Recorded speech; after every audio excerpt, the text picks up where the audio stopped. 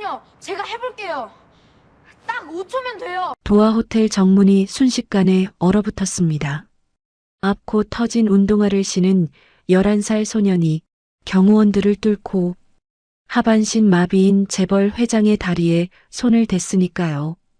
그런데 단 5초 뒤 20년 넘게 감각 없던 회장의 다리가 반응했습니다. 하지만 회장의 시선을 붙잡은 건 움직인 다리가 아니었습니다. 아이 목에 걸린 낡은 목걸이였죠. 그 안쪽에 새겨진 두 글자를 확인한 순간 회장의 표정은 처참하게 무너져 내렸습니다. 보잘것없는 소년과 재벌 회장. 절대 얽힐 리 없던 두 사람의 인생은 그날의 5초가 모든 것을 바꿔버렸습니다. 그리고 그 누구도 몰랐죠. 그 5초가 20년짜리 비밀과 배신을 깨워버릴 줄을요. 사연 시작 전 무료 구독과 좋아요 눌러주시면 민낯사연 가족 여러분들께 행운이 배달갑니다. 초겨울 저녁이었습니다. 해가 부쩍 짧아진 도심 위로 서늘한 바람이 불기 시작했고 거리에는 코트 깃을 세운 사람들이 고개를 숙인 채 빠르게 걸어가고 있었습니다. 11살 소년 이드는 그 사이를 작은 몸으로 비집으며 걷고 있었어요. 한 손에는 수건으로 꼭 감싼 도시락 가방이 들려 있었습니다. 엄마가 오늘따라 새벽부터 나가면서 도시락을 놓고 간 거예요. 밥을 못 먹으면 저녁까지 굶는 거니까 이든은 학교가 끝나자마자 곧장 달려나왔습니다. 이든의 운동화는 앞코가 벌어져서 걸을 때마다 저녁 공기가 발가락 사이로 스며들었어요. 양말도 얇아서 발바닥이 서늘했지만 이든은 신경 쓸 겨를이 없었습니다. 도시락 가방 속 열기가 식기 전에 엄마에게 전해줘야 했으니까요. 이든의 엄마 서유는 도화 호텔 세탁실에서 일하는 비정규직 직원이었습니다. 매일 아침 6시 전에 나가서 밤 9시, 10시가 되어야 돌아오는 날이 태반이었어요. 호텔 지하 세탁실은 세상에서 가장 화려한 건물 밑에 붙어 있으면서도 햇빛 한 줌 들지 않는 곳이었습니다.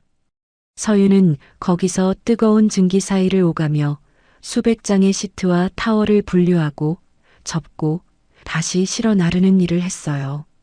어깨가 뻣뻣하게 굳는 날이 많았고 손등은 세제 때문에 늘 갈라져 있었습니다. 그래도 서유는 한 번도 아들 앞에서 아프다는 말을 먼저 꺼낸 적이 없었어요. 이든과 서유는 재개발 예정 구역에 있는 낡은 건물 꼭대기 옥탑방에서 살고 있었습니다. 월세가 밀리면 안 되니까 서유는 세탁실 일이 끝난 뒤에도 따로 야간 아르바이트를 뛰었고 이든은 그런 엄마 대신 집에서 혼자 라면을 끓이거나 찬밥에 김치를 얹어 먹는 게 익숙한 아이였죠. 서유는 늘 새벽에 도시락을 싸서 출근했어요. 하루 종일 뜨거운 증기 속에서 버텨야 하는데 사 먹을 돈이 넉넉하지 않으니 그게 유일한 한 끼였습니다. 그런데 오늘은 서두르다 보니 현관문 앞에 그대로 놓고 나간 거였어요. 이든이 현관에 덩그러니 놓인 도시락 가방을 발견했을 때 한순간도 망설이지 않았습니다. 이든은 도시락 가방을 가슴에 바짝 안았어요. 수건 사이로 아직 미지근한 온기가 전해져 왔고 그 온기가 손바닥을 타고 가슴까지 번지는 것 같았습니다. 엄마 냄새가 나는 것 같기도 했습니다. 엄마가 밥을 못 먹고 있을 거라는 생각이 들자 한시라도 빨리 이 도시락을 전해주고 싶었어요. 이든이 도화 호텔 앞에 도착했을 때는 이미 해가 완전히 져 있었습니다. 호텔 외벽에 조명이 환하게 켜져 있었고 그 빛 아래로 평소와는 다른 분위기가 느껴졌어요. 정문 앞이 유난히 소란스러웠습니다. 검은 정장 차림의 경호원들이 계단 양옆으로 도열해 있었고 호텔 직원들도 허리를 고추 세운 채 긴장한 표정으로 서 있었어요. 정문 앞 차도에는 일반 차량 진입이 통제되어 있었고 커다란 검은색 승용차 2대가 천천히 들어오고 있었습니다. 이든은 발걸음을 멈추고 슬쩍 주변을 살폈어요. 평소에는 직원 출입구 쪽으로 조용히 들어가면 됐는데 오늘은 그 근처까지 사람들이 서성이고 있어서 쉽게 다가갈 수가 없었습니다. 무슨 일인지 몰랐지만 이든은 본능적으로 구석에 서서 상황을 지켜보기로 했어요. 잠시 뒤 검은 승용차 한 대가 정문 바로 앞에 멈춰 섰습니다. 경호원 2명이 재빠르게 뒷문을 열었고 차 안에서 휠체어가 먼저 내려졌어요. 그리고 경호원들의 부축을 받으며 한 노인이 천천히 차에서 나왔습니다. 도하호텔그룹 회장 차도혁이었어요. 회색 캐시미어 코트 아래로 보이는 어깨는 넓었지만 하반신은 오랫동안 쓰지 못한 사람 특유의 가늘고 힘없는 윤곽이었어요. 경호원들은 도혁을 조심스럽게 휠체어에 앉혔습니다. 그 동작 하나하나가 수십 번 반복한 듯 능숙했지만 동시에 조심스러웠어요. 도혁은 휠체어 팔걸이를 양손으로 움켜쥐고 상체를 바로 세웠습니다. 그 자세는 아무리 다리가 움직이지 않더라도 허리만큼은 꼿꼿이 하겠다는 고집처럼 보였어요. 문제는 계단이었습니다. 도하호텔 정문에는 5개의 넓은 돌계단이 있었어요. 그래서 경호원들은 매번 휠체어를 들어 올려 계단을 오르는 방식으로 회장을 모셨습니다. 오늘도 경호원 4명이 휠체어 양쪽을 잡고 동시에 들어 올렸어요. 첫 번째 계단, 두 번째 계단까지는 괜찮았습니다. 그런데 세 번째 계단을 오르려는 순간이었어요. 왼쪽 앞바퀴가 계단턱에 딱 걸리면서 휠체어가 크게 흔들렸습니다. 한쪽으로 확 기울었다가 바로잡힌 건 불과 1초 사이였지만 그 1초가 도혁의 몸 전체를 뒤흔들었어요. 도혁의 상체가 앞으로 쏠렸고 두 손이 팔걸이에서 미끄러질 뻔했습니다. 그 충격이 허리를 타고 내려가면서 양쪽 무릎과 종아리에 거센 경련이 몰려왔어요. 움직이지 않는 다리였지만 경련만큼은 예외였습니다. 신경이 손상된 뒤로도 간헐적으로 찾아오는 이 경련은 도혁에게 통증이라기보다는 모멸에 가까운 것이었어요. 자기 몸이 자기 뜻대로 되지 않는다는 사실을 매번 상기시키는 잔인한 반응이었으니까요. 도혁의 얼굴이 일그러졌습니다. 이를 악물고 소리를 삼키려 했지만 미간에 깊이 파인 주름이 고통을 대신 말하고 있었어요. 경호원들은 다급해졌습니다. 한 명은 휠체어를 잡고 한 명은 회장의 어깨를 붙들었고 나머지 2명은 다리 쪽을 잡으려 손을 뻗었어요. 하지만 어디를 어떻게 잡아야 경련이 멈추는지 아는 사람은 아무도 없었습니다. 호텔 직원들도 달려왔지만 회장의 몸에 함부로 손을 대는 건 누구도 엄두를 내지 못했어요. 계단 위에서 휠체어가 불안하게 기울어진 채 도혁의 종아리는 계속 떨리고 있었습니다. 이든은 그 장면을 10걸음쯤 떨어진 곳에서 보고 있었어요. 도시락 가방을 가슴에 안은 채 멈춰선 이든의 눈이 천천히 움직였습니다. 그 시선은 회장의 얼굴이 아니라 다리 쪽에 머물러 있었어요. 이상한 일이었습니다. 11살짜리 아이가 사람들이 허둥대는 소란 속에서 유독 무릎 뒤쪽과 발목 부근만 뚫어지게 바라보고 있었으니까요. 이든은 경호원이 잡고 있는 회장의 종아리 라인을 따라 시선을 내렸습니다. 무릎 뒤편, 그러니까 오금이라 부르는 부분이 돌덩이처럼 굳어 있다는 게 눈에 들어왔어요. 발목 위쪽 힘줄도 비정상적으로 팽팽하게 당겨져 있었습니다. 이든은 그걸 의학 용어로 설명할 수는 없었어요. 하지만 느낄 수는 있었습니다. 사람 몸을 만지면 어디가 막혀 있고 어디가 뭉쳐 있는지 손끝으로 느껴지는 그 이상한 감각이 있었거든요. 엄마가 퇴근 뒤 어깨를 움켜쥐고 끙끙댈 때 이든이 몇 군데를 꾹꾹 눌러주면 금세 풀리곤 했습니다. 동네 할머니가 손목이 결려서 젓가락도 못 쥘 때 이든이 살짝 만져주면 한결 나아졌다고 한 적도 있었고요. 이드는 그게 대단한 거라고 생각한 적은 한 번도 없었어요. 그냥 자기 손이 그렇게 느끼니까 느끼는 대로 해주는 것 뿐이었습니다. 하지만 지금 이 순간 이든의 눈앞에서 한 노인이 고통스러워하고 있었고 주변 사람 중 누구도 정확한 곳을 짚어주지 못하고 있었어요. 이든의 심장이 빨라졌습니다. 머리로는 엄마가 늘 하던 말이 떠올랐어요. 남일에 함부로 끼어들면 오해받을 수 있다고, 특히 이런 큰 사람들 앞에서는 더더욱 조심해야 한다고요. 하지만 이든의 다리는 이미 움직이고 있었습니다.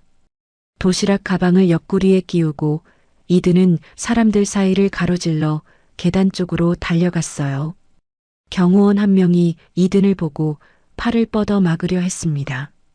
검은 정장 소매가 이든의 어깨를 스쳤지만 이든은 그 틈을 빠져나갔어요. 작은 몸이 오히려 유리했습니다. 이든은 휠체어 앞에 선 채 고개를 들어 도역을 올려다봤어요. 잠깐만요. 이든의 목소리는 떨리고 있었지만 또렷했습니다. 제가 해볼게요. 딱 5초면 돼요. 그 한마디에 주변이 잠깐 멈췄어요. 경호원들은 어이가 없다는 표정이었고 직원들은 무슨 상황인지 파악하지 못한 채 서로 눈치만 봤습니다. 그 짧은 틈 사이 이든의 손은 이미 도역의 무릎 뒤편에 닿아 있었어요. 작고 차가운 손이었지만 움직임은 망설임 없이 정확했습니다. 왼손 엄지가 오금 한가운데를 짚었고 오른손은 발목 바로 위 힘줄 옆을 감싸듯 눌렀어요. 가장 뭉친 지점, 가장 단단하게 굳어있는 바로 그 한 점을 이든의 손가락이 찾아냈습니다.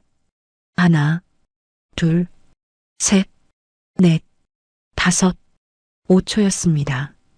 정확히 5초 동안 이든은 두 지점을 동시에 눌렀고 힘은 세지도 약하지도 않은 일정한 강도로 유지했어요. 5초가 지나자 도역의 표정이 미묘하게 변했습니다. 경련은 눈에 띄게 가라앉았고 돌처럼 굳어있던 종아리 근육이 아주 조금 느슨해지는 게 느껴졌어요. 그런데 그것뿐이 아니었습니다. 도역은 자신의 다리에서 어떤 감각을 느꼈어요. 종아리 아래쪽에서 열이 스며드는 듯한 아주 미약하지만 분명한 온기였습니다. 오랜 세월 아무것도 느끼지 못했던 그 부위에서 처음으로 무언가가 흐르는 것 같았어요. 그리고 한 가지 더. 신발 속에서 왼발 엄지발가락 하나가 아주 미세하게 떨렸습니다. 경련이 아니었어요. 자기 의지와 관계없이 일어나는 경련과는 분명히 다른 떨림이었습니다. 도역은 믿을 수 없다는 표정으로 고개를 숙여 자신의 다리를 내려다봤어요. 눈이 커졌고 입술이 미세하게 벌어졌습니다. 수십 년 동안 의사들에게 수백 번 들은 말이 있었어요. 회복 가능성은 거의 없다는 말. 그 말에 익숙해지는데 10년이 걸렸고 체념하는데 또 10년이 걸렸습니다. 그런데 지금 이 순간 아이의 손이 닿은 자리에서 무언가가 깨어나고 있었어요. 도역은 천천히 고개를 들어 자기 다리를 만진 아이의 얼굴을 바라봤습니다. 얇은 패딩 점퍼에 낡은 운동화를 신은 마르고 작은 소년이었어요. 커다란 눈에 겁먹은 기색이 살짝 비쳤지만 동시에 자신이 한 일에 대한 조용한 확신 같은 것도 묻어 있었습니다. 바로 그때였어요. 도역의 시선이 이든의 얼굴에서 아래로 내려가다 목 부근에서 멈췄습니다. 아이의 목에 무언가가 걸려 있었어요. 얇은 체인에 매달린 작은 펜던트 하나. 오래되어 빛이 많이 바랜 금속이었지만 형태는 또렷했습니다. 열쇠 모양이었어요. 도역의 숨이 멎었습니다. 손가락 끝이 차갑게 저려왔고 가슴 한복판이 무언가에 세게 부딪힌 것처럼 울렸어요. 그 펜던트의 안쪽에 작은 글씨가 새겨져 있는 게 언뜻 보였습니다. 두 글자, 서윤. 도역은 그 이름을 입안에서 소리 없이 되뇌었습니다. 계단 위의 서늘한 바람도 경호원들의 목소리도 호텔 로비에서 새어나오는 불빛도 전부 사라진 것처럼 고요해졌어요. 도역의 세계가 그 두 글자 앞에서 통째로 흔들리고 있었습니다. 하지만 이드는 회장의 그 표정이 무엇을 의미하는지 알지 못했어요. 그저 자기가 한 일이 괜찮았는지 혹시 잘못한 건 아닌지 걱정스러운 눈으로 올려다보고 있을 뿐이었습니다. 도화 호텔 정문 계단 위 초겨울 바람이 두 사람 사이를 지나갔습니다. 도역의 시선은 아이의 얼굴이 아니라 목걸이에 먼저 꽂혀 있었습니다. 정확히 말하면 빠져나올 수가 없었어요. 도화 호텔의 상징을 본뜬 키 모양 펜던트. 금속 표면은 세월 탓에 많이 바랬지만 윤곽만은 뚜렷했습니다. 도역은 그 형태를 알고 있었어요. 눈을 감아도 손끝으로 더듬어 찾아낼 수 있을 만큼 익숙한 모양이었습니다. 20년 전 도역이 직접 주문 제작해서 딸의 목에 걸어준 것과 너무도 닮아 있었으니까요. 도역의 손가락이 무의식적으로 움직였습니다. 휠체어 팔걸이를 쥐고 있던 오른손이 미세하게 떨리며 아이 쪽으로 뻗으려 했어요. 하지만 그 손은 허공에서 멈췄습니다. 머리 한쪽에서 이성의 목소리가 말하고 있었거든요. 이건 우연일 수 있다고 스스로를 붙잡으라고요. 하지만 심장은 이미 이성의 말을 듣고 있지 않았습니다. 가슴 깊은 곳에서 무언가가 무너지듯 내려앉는 감각이 퍼져나왔고 그 감각은 20년 동안 억누르고 있던 것과 정확히 같은 무게였어요. 그때 분위기를 날카롭게 끊어버린 건 한 남자의 목소리였습니다. 당장 저 아이를 떼어놓으세요. 도역의 큰 조카 기준이었어요. 기준은 도화 호텔 그룹의 재무 라인을 쥐고 있는 인물이었습니다. 검은 코트 차림에 허리를 꼿꼿이 세운 채 성큼성큼 걸어오는 모습은 호텔 회장의 조카라는 위치에 어울리는 위압감이 있었어요. 하지만 그의 눈은 삼촌의 안위를 걱정하는 눈이 아니었습니다. 계단 위에 선 이든을 내려다보는 시선에는 걱정보다는 경계가, 염려보다는 불쾌함이 먼저 묻어 있었어요. 기준은 경호원들을 향해 다시 한번 말했습니다. 회장님께 허락 없이 접근한 아이입니다. 왜 가만히 보고 있는 겁니까? 그 목소리는 정중했지만 속에 깔린 톤은 명령이었어요. 경호원 2명이 재빨리 이든 쪽으로 다가왔습니다. 이든의 작은 어깨가 움츠러들었어요. 방금 전까지 회장의 다리를 짚고 있던 확신 어린 손이 이제는 도시락 가방끈을 꽉 쥔 채 떨리고 있었습니다. 거기에 한 사람이 더 합류했습니다. 기준의 동생이자 도역의 작은 조카인 민석이었어요. 민석은 그룹의 홍보와 대외 라인을 담당하고 있었습니다. 형과 달리 말투는 부드러웠지만 그 부드러움 뒤에 숨은 날이 더 서늘한 사람이었죠. 민석은 주변 직원들을 둘러보며 조용히 하지만 모든 사람에게 들리도록 말했어요. 정문 보안이 왜 이렇게 허술합니까? 아이 한 명이 회장님 바로 앞까지 들어오도록 누가 허락한 거죠? 직원들의 고개가 일제히 숙여졌습니다. 아무도 대답하지 못했어요. 그 한마디가 현장에 있던 모든 사람에게 책임을 묻는 말이었으니까요. 이든은 점점 작아지고 있었습니다. 커다란 어른들 사이에서 11살짜리 아이의 몸은 더욱 왜소해 보였어요. 낡은 운동화 앞코가 벌어진 게 조명 아래에서 유독 도드라져 보였고 얇은 패딩 점퍼의 소매는 손목을 다 덮지 못해 가느다란 팔목이 그대로 드러나 있었습니다. 하지만 이든은 울지 않았어요. 입술을 꾹 다문 채 겁먹은 눈으로 상황을 살피고 있었습니다. 그러다 작은 목소리로 말했어요. 저 엄마한테 도시락 갖다 주러 왔어요. 엄마가 여기서 일해요. 그 말은 누구에게 변명하려는 게 아니라 그냥 사실을 말한 것뿐이었습니다. 자기가 왜 여기 있는지, 그것만 알려주면 된다고 생각한 거예요. 하지만 기준의 표정은 달라지지 않았고 민석은 아예 아이를 보지도 않은 채 경호팀 쪽으로 고개를 돌렸습니다. 그 순간 도혁이 입을 열었어요. 잠깐. 단 한마디였지만 계단 위에 깔린 긴장이 순간적으로 멈췄습니다. 경호원들의 손이 이든의 어깨에서 물러났고 기준과 민석도 삼촌을 돌아봤어요. 도혁은 이든을 내려다보고 있었습니다. 그런데 그 눈빛이 이상했어요. 아이를 쫓아내려는 눈이 아니었습니다. 오히려 무언가를 확인하려는 간절하면서도 두려운 눈빛이었어요. 도혁은 떨리는 목소리로 물었습니다. 그 목걸이 어디서 났니? 이든은 고개를 갸웃했어요. 할아버지가 갑자기 왜 목걸이를 물어보는지 이해할 수 없었을 겁니다. 하지만 이든은 솔직하게 대답했어요. 엄마가 준 거예요.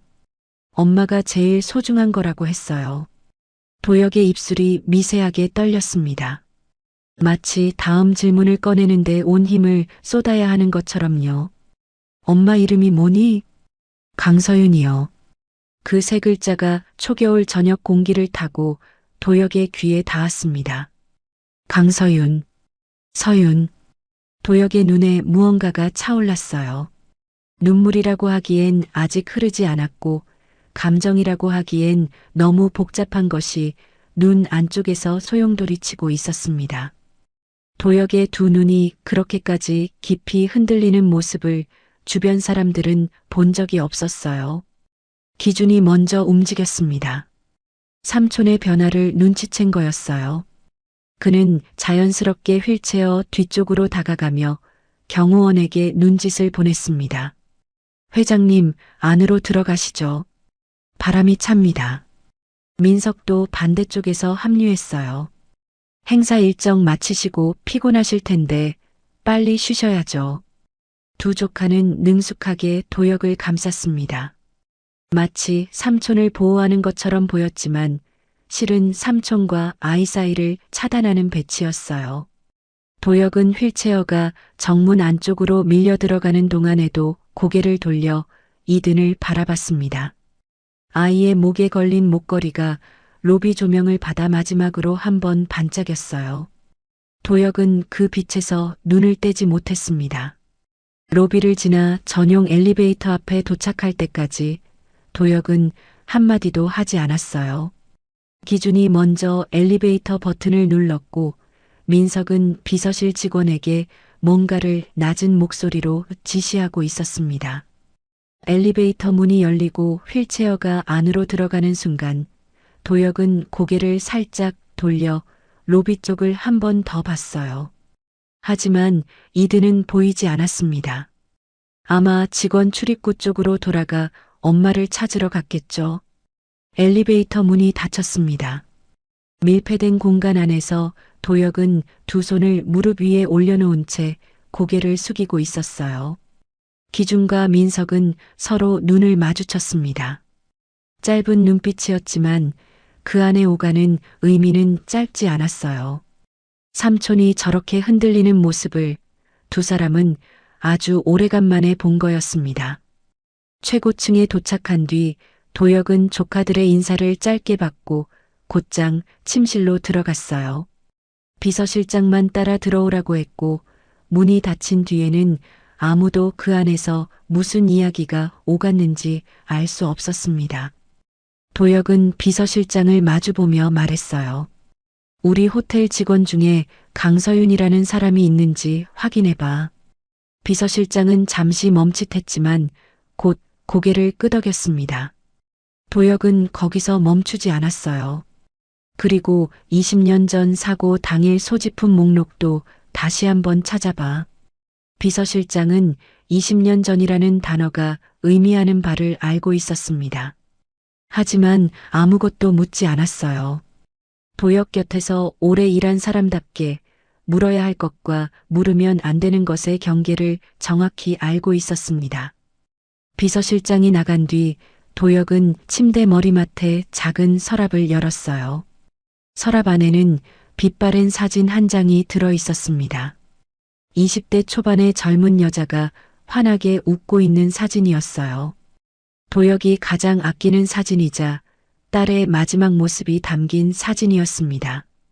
도혁의 딸 이름은 차서윤이었습니다. 그런데 아이가 말한 엄마 이름은 강서윤이었습니다. 성이 달랐어요. 차서윤과 강서윤. 이성적으로 따지면 다른 사람이라고 봐야 맞았어요. 성이 다르고 딸은 20년 전 사고로 생존 여부조차 확인된 적이 없이 실종됐으니까요. 하지만 이름 뒤에 붙은 서윤이라는 두 글자가 도혁의 이성을 자꾸 흔들었습니다. 그리고 무엇보다 그 목걸이. 세상에 단 하나뿐인 맞춤 제작 펜던트가 낯선 아이의 목에 걸려 있었다는 사실이 머릿속에서 떠나지 않았어요. 딸이 살아있는 건 아닐까? 성이 달라진 이유가 있을 수도 있지 않을까? 그 생각이 한번 스치자 멈출 수가 없었습니다. 도혁은 사진을 꺼내 가슴 위에 올려놓았어요. 천장을 바라보는 그의 눈은 젖어 있었지만 눈물은 흐르지 않았습니다. 20년 동안 마른 줄 알았던 무언가가 다시 차오르기 시작한 거였어요. 한참 뒤 비서실장에게서 짧은 보고가 올라왔습니다. 호텔 지하 세탁실 비정규직 직원 명단에 강서윤이라는 이름이 확인되었다는 내용이었어요. 그리고 20년 전 사고 당시 경찰에 제출된 소지품 목록 사본도 함께 첨부되어 있었습니다. 누렇게 변색된 종이 위로 타자기로 찍힌 글씨가 빼곡하게 적혀 있었어요. 목록의 마지막 줄에 이런 기록이 남아 있었습니다. 맞춤 제작 펜던트, 각인 이름 서윤. 도혁은 그 줄을 읽고 나서 한동안 종이를 내려놓지 못했어요. 단순한 우연이라고 생각하면 편할 텐데 도혁의 심장은 이미 우연이라는 단어를 거부하고 있었습니다. 성은 다르지만 이름은 같고 목걸이까지 같았어요. 도혁은 사진 속 딸의 얼굴을 손가락으로 천천히 쓸었습니다. 그러다 중얼거리듯 아주 낮은 목소리로 말했어요. 서윤아. 그 한마디가 어둡고 넓은 침실 안에서 아주 작게 울렸습니다. 초겨울 밤바람이 최고층 창문을 스치며 지나갔고 도화 호텔의 불빛은 서울 한복판에서 여전히 환하게 빛나고 있었어요. 20년 전 도혁은 지금과는 완전히 다른 사람이었습니다. 51살이었던 그는 두 발로 땅을 딛고 누구보다 빠르게 걸었어요. 호텔 로비를 가로지를 때면 구두굽이 대리석 바닥을 두드리는 소리가 리듬처럼 울렸고 그 소리만으로 직원들은 회장이 오고 있다는 걸 알 수 있었습니다. 도화 호텔 그룹을 전국적 브랜드로 키운 전설적인 사람. 업계에서 도혁을 부르는 수식어는 늘 그런 것들이었어요. 하지만 정작 도혁 본인에게 가장 큰 자랑은 호텔이 아니었습니다. 외동딸이었어요.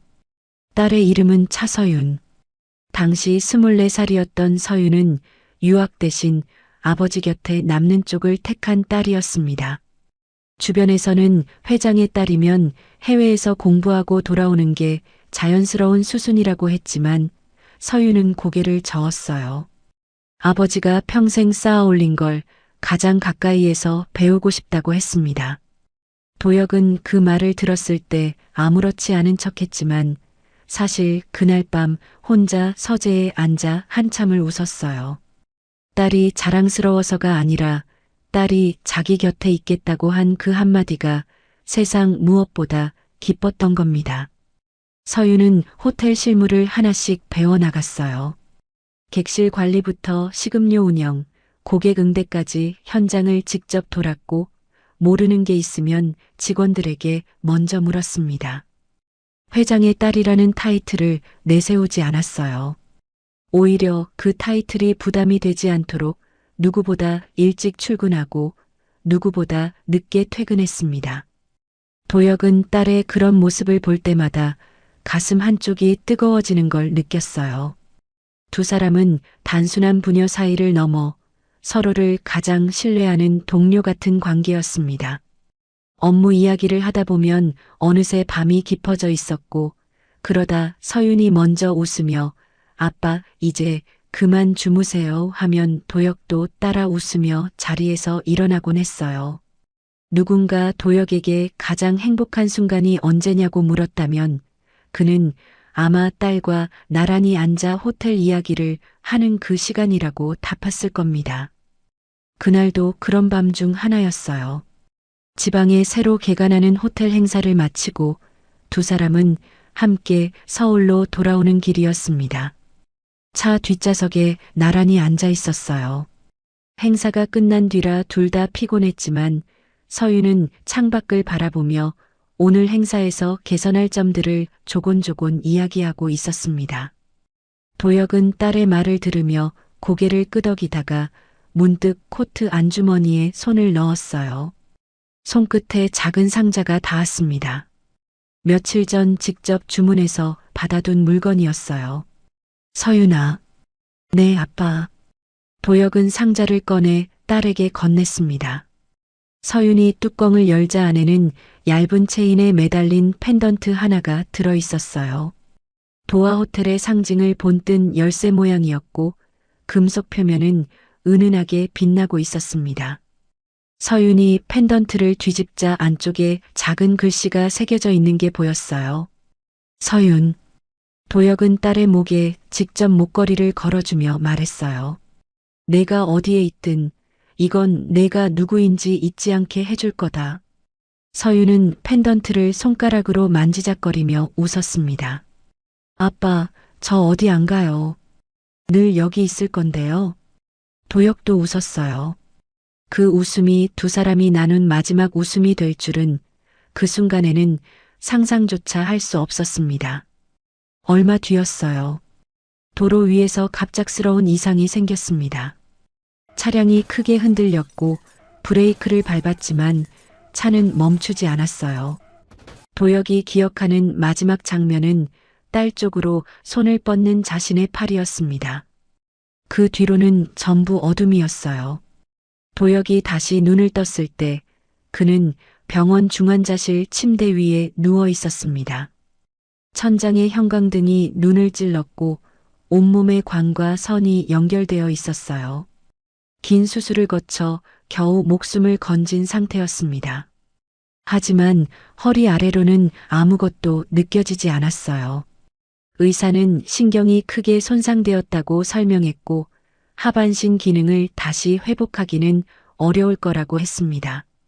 도혁은 그 말을 듣고도 크게 반응하지 않았어요.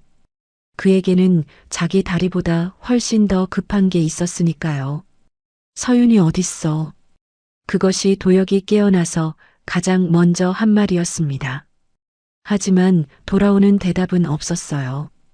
의료진은 서로 눈치만 봤고 비서실장은 고개를 숙인 채 입을 열지 못했습니다. 서윤은 사고 직후 구조 과정에서 행방이 끊겼다는 보고만 남아 있었어요. 현장 수습 과정에서 혼란이 있었고 서윤이 어디로 이송되었는지 혹은 이송이 되기나 했는지조차 확인되지 않았습니다. 경찰은 수색을 이어갔지만 결정적인 단서는 나오지 않았어요. 시간이 흐르면서 수사의 강도도 점점 약해졌고 결국 서윤은 실종으로 처리되었습니다. 생존 여부조차 확인되지 않은 채 그냥 사라진 사람이 된 거예요. 도혁은 받아들이지 않았습니다. 딸이 죽었다는 증거가 없잖아.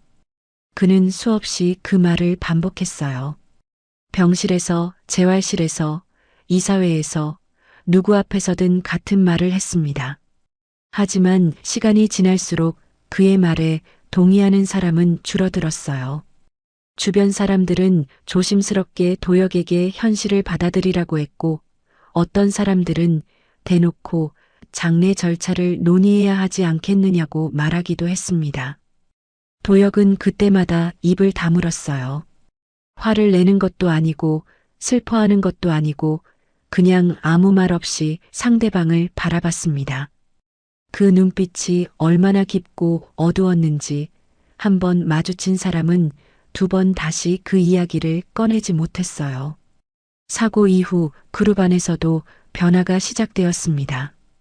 도혁이 병원에 머무는 동안 경영 공백이 생겼고 그 빈자리를 가장 먼저 채운 건 조카 둘이었어요. 기준은 재무 라인을 장악했고 민석은 홍보와 대외 업무를 가져갔습니다. 처음에는 삼촌이 돌아올 때까지 임시로 맡는 것처럼 보였어요. 하지만 임시라는 말은 점점 사라졌고 두 사람의 자리는 점점 단단해져 갔습니다. 겉으로는 늘 삼촌을 위한다는 말을 입에 달고 다녔어요. 삼촌 건강이 최우선이니까 무리하시면 안 된다면서요. 하지만 도혁의 결제 없이 처리되는 일이 하나둘 늘어났고 보고서가 도혁의 책상에 올라오는 시점은 점점 늦어졌습니다. 도혁도 그걸 모르지는 않았어요. 하지만 당시에 그에게는 그룹 경영보다 더 중요한 게 있었습니다. 딸을 찾는 일이었어요. 도혁은 사설 조사팀을 고용하고 사고 현장 주변 병원들을 전부 조사하게 했습니다. 하지만 해가 바뀌어도 서윤의 흔적은 나오지 않았어요. 2년이 지나고 3년이 지나고 5년이 지나도 마찬가지였습니다. 조사팀은 조심스럽게 가능성이 거의 없다는 보고를 올렸고 도혁은 매번 보고서를 읽고 나서 조용히 서랍에 넣었어요. 포기한다는 말은 한 번도 하지 않았습니다. 하지만 몸은 점점 지쳐갔어요. 재활 치료를 받으면서도 호전은 더뎠고 어느 순간부터 도혁은 걷겠다는 의지마저 잃어가는 것처럼 보였습니다. 다리가 움직이지 않는 것보다 딸을 찾지 못한다는 사실이 그의 몸에서 힘을 빼앗아 가고 있었던 거예요. 도혁에게 휠체어는 단지 이동수단이 아니었습니다. 그건 그날 밤의 기억 그 자체였어요.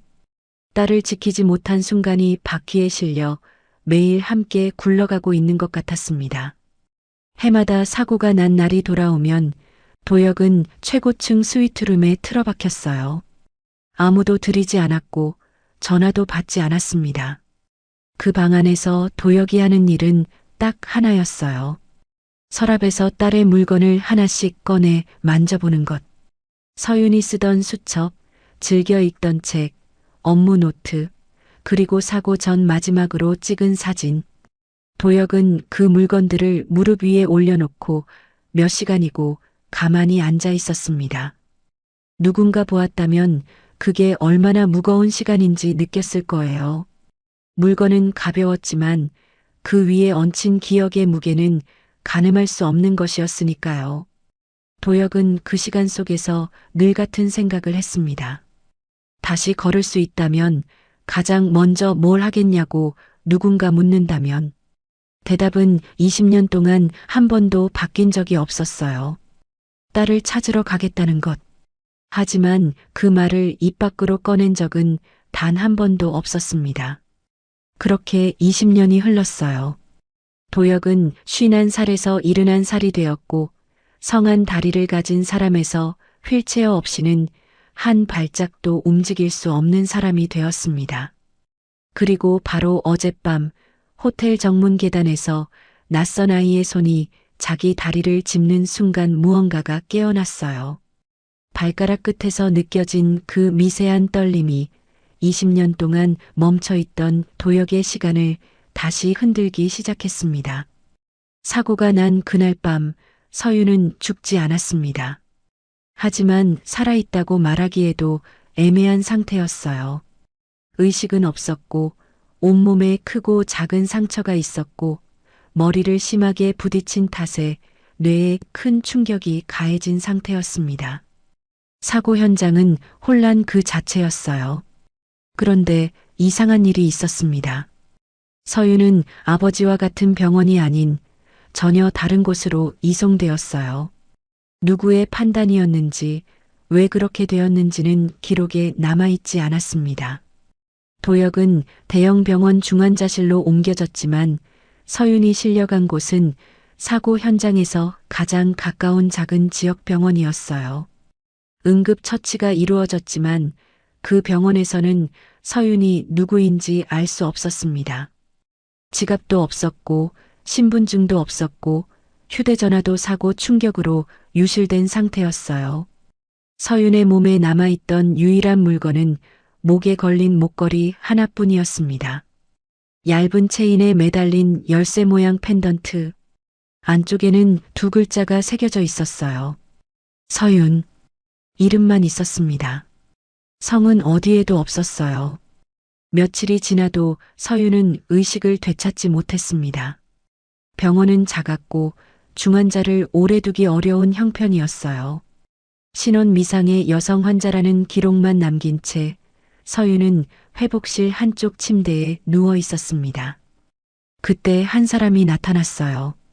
병원 근처에서 작은 식당을 하던 강수님이라는 사람이었습니다. 수님은 식당에서 만든 반찬을 병원 직원들에게 가져다 주곤 하는 인심 좋은 동네 사람이었어요. 그날도 병원에 들렀다가 복도 끝 침대에 혼자 누워있는 젊은 여자를 보게 된 겁니다.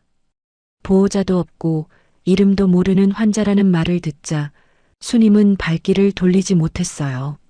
서윤이 누워있는 모습이 오랜 병원 생활 끝에 죽은 자신의 딸 모습과 겹쳐져 차마 외면할 수 없었던 거였습니다. 수님은 밀린 병원비를 일부 대신 내주었고 입원 수속에 필요한 서류도 도왔어요. 문제는 이름이었습니다. 서류에 환자 이름을 적어야 했는데 본인은 의식이 없으니 확인할 방법이 없었어요. 간호사가 목걸이 안쪽에 새겨진 글씨를 보고 서윤이라는 이름을 적었습니다. 성은 알 수 없으니 어떻게 하냐는 질문에 수님이 잠시 망설이다 자기 성을 붙이라고 했어요. 일단 이름이 있어야 치료를 받을 수 있으니까요. 그렇게 서류 한 장 위에 강서윤이라는 이름이 처음 만들어졌습니다. 아무도 그 이름이 20년 넘게 이어질 줄은 몰랐어요. 병원에 도착한 지 열흘쯤 지났을 때 서윤은 겨우 눈을 떴습니다. 하지만 눈을 뜬다고 모든 게 돌아온 건 아니었어요. 서윤은 자기가 누구인지 몰랐습니다. 어디서 왔는지, 왜 여기 누워 있는지, 사고가 났다는 사실조차 기억하지 못했어요.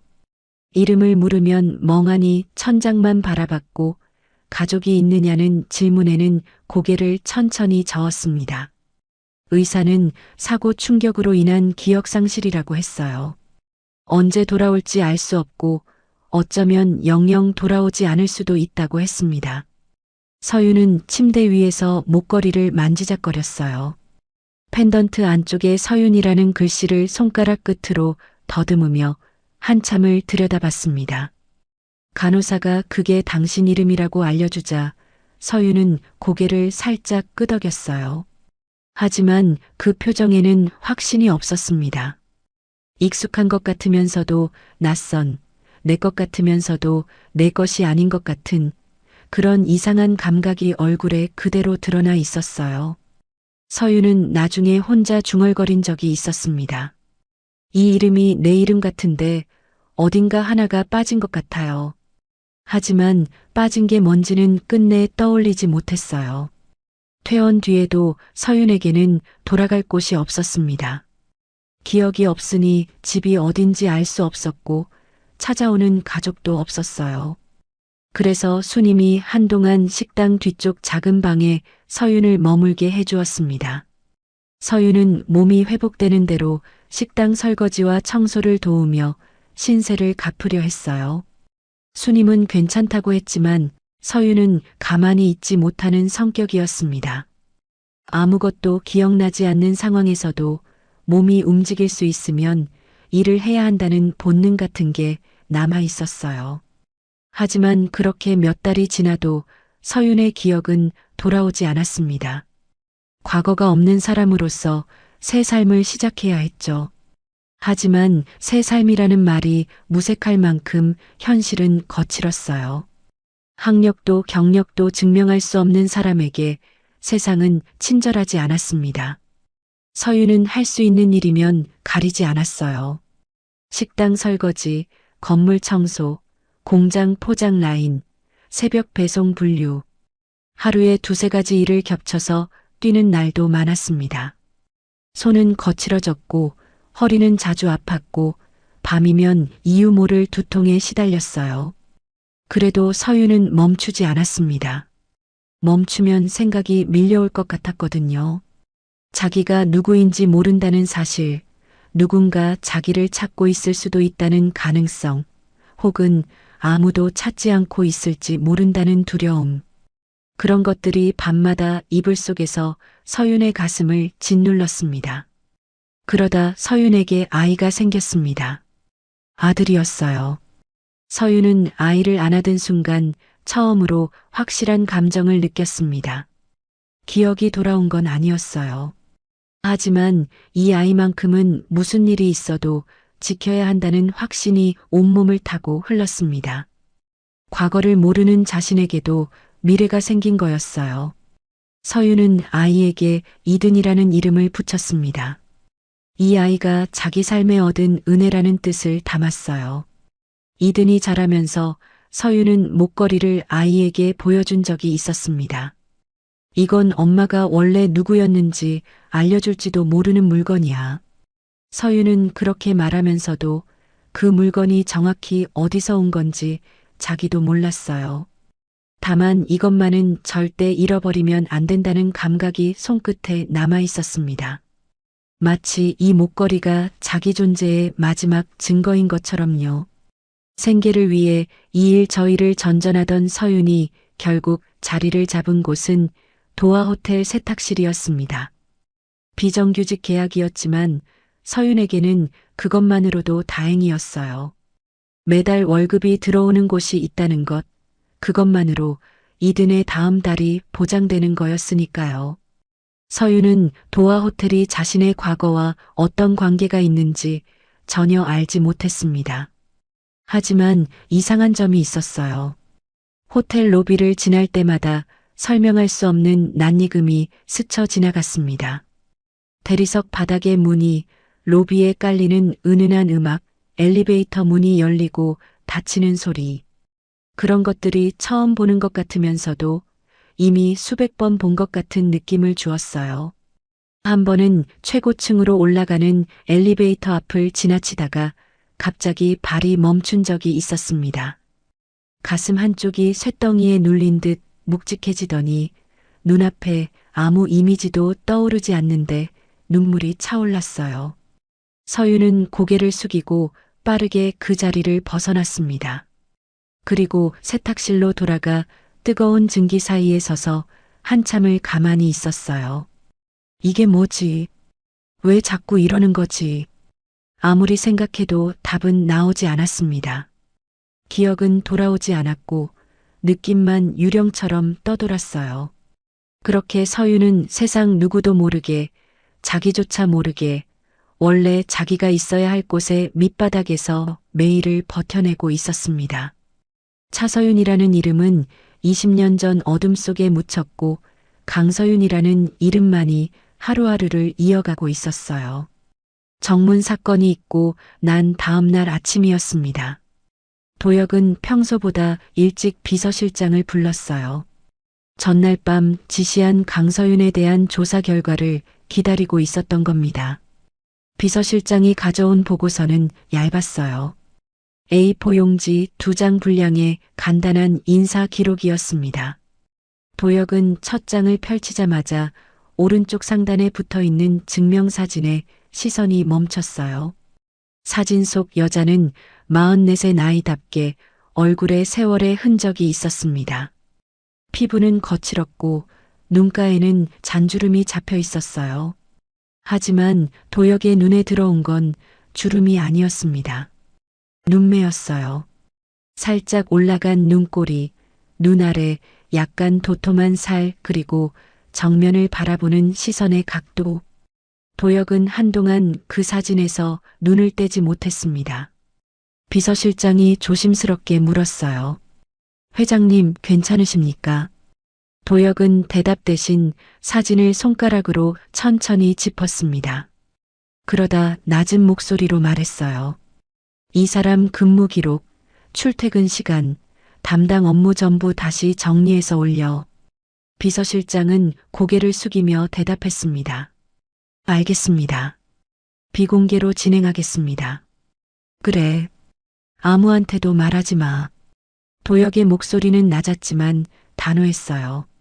비서실장이 나간 뒤 도혁은 다시 사진을 들여다봤습니다. 혹시 자신의 바람이 만들어낸 착각은 아닌지, 20년이라는 시간이 빚어낸 우연의 일치는 아닌지 스스로를 의심했어요. 하지만 의심할수록 오히려 확신 쪽으로 마음이 기울었습니다. 닮은 사람은 세상에 많을 수 있어요. 같은 이름을 가진 사람도 있을 수 있죠. 그런데 닮은 얼굴과 같은 이름, 거기에 똑같은 목걸이까지. 이 셋이 한꺼번에 겹치는 건 우연이라고 넘기기엔 너무 무거웠습니다. 도혁은 사진을 서류 사이에 다시 끼우며 중얼거렸어요. 쉽게 다가가면 안 돼. 아직은. 도혁은 확인되지 않은 감정으로 상대방의 삶을 흔들고 싶지 않았습니다. 만약 서윤이 진짜 딸이라면 서두르다 망칠 수는 없었어요. 만약 딸이 아니라면 괜한 기대를 가졌다가 무너질 사람은 자기 자신이었으니까요. 하지만 도혁이 조심스럽게 움직이는 동안 이미 누군가는 빠르게 움직이고 있었습니다. 같은 날 오전 기준은 자기 사무실에서 민석과 마주 앉아 있었어요. 두 사람 사이 테이블 위에는 커피 두 잔이 놓여 있었지만 어느 쪽도 손을 대지 않은 상태였습니다. 기준이 먼저 입을 열었어요. 어제 삼촌 표정 봤지? 민석은 천천히 고개를 끄덕였습니다. 봤죠? 목걸이 보고 굳어버린 거. 그냥 굳어진 게 아니야. 눈이 달라졌어. 기준의 목소리는 낮았지만 그 안에 깔린 긴장감은 숨길 수 없었어요. 민석이 커피잔을 손가락으로 돌리며 말했습니다. 형, 설마 그게 그 목걸이일 리는 없잖아요. 20년 전 일인데 나도 그렇게 생각하고 싶어. 근데 삼촌은 그렇게 안 생각하는 것 같아. 기준은 자리에서 일어나 창가로 걸어갔어요. 호텔 정문이 내려다 보이는 통유리 앞에 서서 팔짱을 꼈습니다. 오늘 아침에 비서실장이 인사팀에 뭔가를 요청했다는 얘기가 들어왔어. 민석의 눈이 좁아졌어요. 무슨 요청이요? 직원 기록 하나를 빼달라고 했대. 이름은 확인 안 됐지만 세탁실 쪽이라고 하더라. 민석은 잠시 말이 없었습니다. 커피잔을 돌리던 손이 멈췄어요. 강서윤. 어제 그 애가 말한 이름이요. 기준은 고개를 돌려 동생을 바라봤습니다. 두 사람의 눈이 마주쳤어요. 짧은 침묵이 흘렀지만 그 사이에 오간 것은 침묵이 아니었습니다. 20년 동안 두 사람이 쌓아온 것들이 흔들릴 수 있다는 공포였어요. 기준은 다시 창밖을 바라보며 말했습니다. 아직 확실한 건 아무것도 없어. 삼촌이 혼자 감상에 빠져 있는 걸 수도 있고. 그런데요? 그런데 가만히 두면 안 돼. 기준의 목소리가 한 톤 낮아졌어요. 민석은 형의 뒷모습을 바라보며 조용히 물었습니다. 어떻게 하실 건데요? 일단 그 여자 쪽부터 흔들어. 크게 할 필요 없어. 사소한 것부터. 기준은 돌아서며 말을 이었어요. 세탁실 책임자한테 연락해. 강서윤이라는 직원 업무 평가 좀 들여다보라고. 실수가 있으면 기록에 남기고 없으면 만들어서라도 남기라고. 민석은 고개를 살짝 기울였습니다. 계약 연장 시즌이 다음 달이죠. 그래. 타이밍 좋잖아. 두 사람은 더 이상 말이 필요 없었어요. 오랜 시간 함께 일해온 형제는 몇 마디만으로 다음 수순을 공유할 수 있었습니다. 그날 오후부터 세탁실 분위기가 미묘하게 달라지기 시작했어요. 책임자가 서윤에게 유독 자주 다가왔습니다. 평소에는 한 번도 문제 삼지 않던 시트 접는 방식을 지적했고 타월 분류 순서가 매뉴얼과 다르다며 메모를 남겼어요. 서윤은 당황했습니다. 3년 넘게 같은 방식으로 해왔는데 갑자기 왜 이러는 건지 이해할 수 없었어요. 강서윤 씨, 이거 어제도 말했잖아요. 분류 순서 좀 지켜주세요. 책임자의 목소리는 차가웠습니다. 서윤은 고개를 숙이며 대답했어요. 죄송합니다. 바로 수정하겠습니다. 그 말을 하면서도 가슴 한쪽이 뜨끔했습니다. 뭔가 잘못된 건 자기가 아니라 상황 쪽인 것 같은데 비정규직 직원이 그런 감을 입 밖에 낼 수는 없었어요. 며칠 뒤에는 보안팀 쪽에서도 움직임이 있었습니다. 직원 출입구에 새로운 지침이 내려왔어요. 직원 가족의 호텔 방문은 사전 허가 없이 불가한다는 내용이었습니다. 전에는 그런 규정이 없었어요.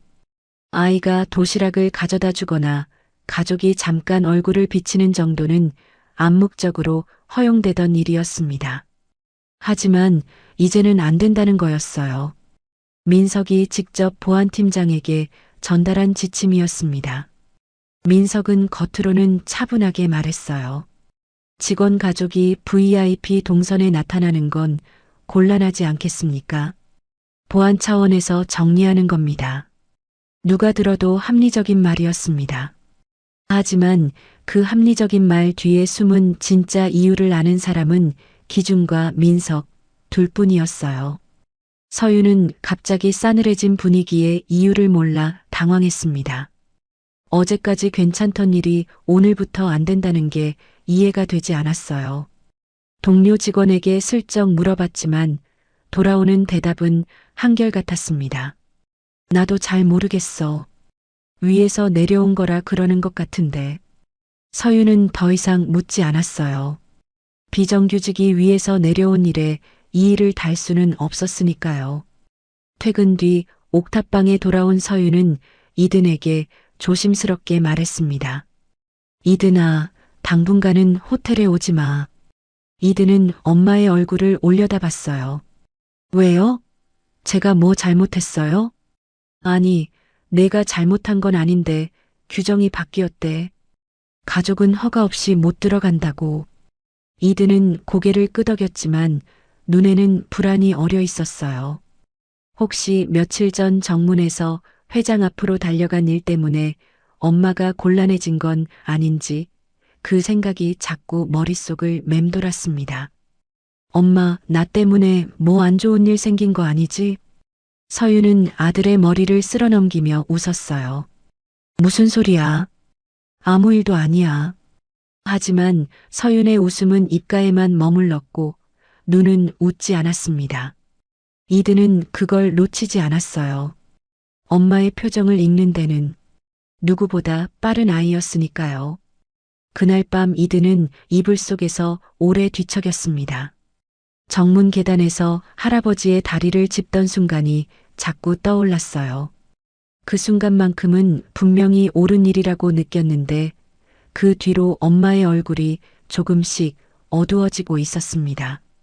한편 도혁도 잠을 이루지 못하고 있었어요. 비서실장이 올린 추가 보고서를 침대 위에 펼쳐놓고 한 줄 한 줄 읽고 있었습니다. 보고서에는 세탁실 책임자가 최근 며칠간 강서윤에게 업무 지적을 반복하고 있다는 내용이 포함되어 있었어요. 도혁의 눈이 좁아졌습니다.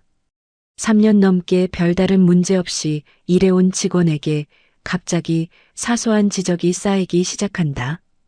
그것도 하필 정문 사건 직후에. 도혁은 보고서를 내려놓고 천장을 바라봤어요. 조카들이 정문에서 아이에게 지나치게 예민하게 반응한 장면이 떠올랐습니다. 아이 하나를 그렇게까지 막으려 했던 이유가 단순한 보안 문제였을까? 도혁은 오래전부터 조카들에게 느꼈던 불길한 감각을 떠올렸어요. 겉으로는 늘 삼촌을 위한다고 했지만 속으로 무엇을 계산하고 있는지는 한 번도 완전히 믿은 적이 없었습니다. 그리고 지금 조카들이 강서윤이라는 직원 주변을 건드리기 시작했다는 사실이 도혁의 의심을 더 깊은 곳으로 끌어당기고 있었어요. 왜 저둘은 이 일에 이렇게 민감하게 구는 걸까? 단순히 보안이 걱정돼서? 아니면 이 일이 커지면 자기들에게 불리한 무언가가 있어서? 도혁은 이불 위에 놓인 보고서를 다시 집어들었습니다. 그리고 조용히 가지만 분명한 목소리로 혼잣말을 했어요. 이번에는 내가 직접 파고들어야겠어. 그날 밤 도화 호텔 최고층의 불빛은 꺼지지 않았습니다. 며칠 뒤 도혁은 혼자 있는 밤 시간이 달라졌습니다. 전에는 잠들기 전 천장만 바라보다 눈을 감았어요. 하지만 이든이 다리를 만진 이후로는 이불 위에서 발끝에 의식을 집중하는 버릇이 생겼습니다. 발가락에 힘을 줘보고 발목을 돌려보려 하고 종아리에 감각이 있는지 확인하는 거였어요. 20년 동안 한 번도 하지 않던 행동이었습니다. 그런데 놀라운 일이 벌어졌어요. 정문 계단에서 느꼈던 그 미세한 떨림이 사라지지 않고 남아 있었습니다. 아주 희미했어요. 누군가에게 말하면 착각 아니냐는 소리를 들을 정도로 미약한 감각이었습니다. 하지만 도혁은 자기 몸을 20년 넘게 들여다본 사람이었어요. 없던 게 생겼다는 건 아무리 작아도 아는 겁니다. 다음 날 아침 도혁은 비서실장을 통해 재활 전문의를 불렀습니다. 도화 호텔에는 회장 전용 의료실이 있었어요. 최고층 한쪽에 마련된 작은 공간이었는데 재활 장비 몇 가지와 진료용 침대가 갖춰져 있었습니다. 도혁이 정기적으로 검진을 받는 곳이었죠. 재활 전문의는 도혁의 다리를 꼼꼼히 살폈어요. 무릎 반사, 발목 반응, 발가락 움직임 순서로 검사가 진행되었습니다. 의사의 표정이 중간쯤에서 미묘하게 변했어요. 회장님, 여기 한번 보시겠습니까? 의사는 도혁의 왼발 엄지발가락을 가리켰습니다. 제가 지금 발바닥 쪽에 자극을 주겠습니다. 느껴지시면 말씀해 주세요. 가느다란 도구로 발바닥을 쓸었어요. 도혁은 집중했습니다. 3초쯤 지났을까요? 느껴져. 도혁의 목소리가 떨렸어요.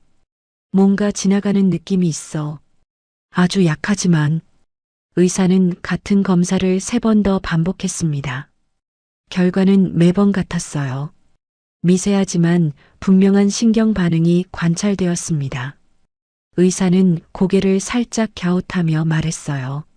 솔직히 말씀드리면 의학적으로 설명하기 어려운 변화입니다.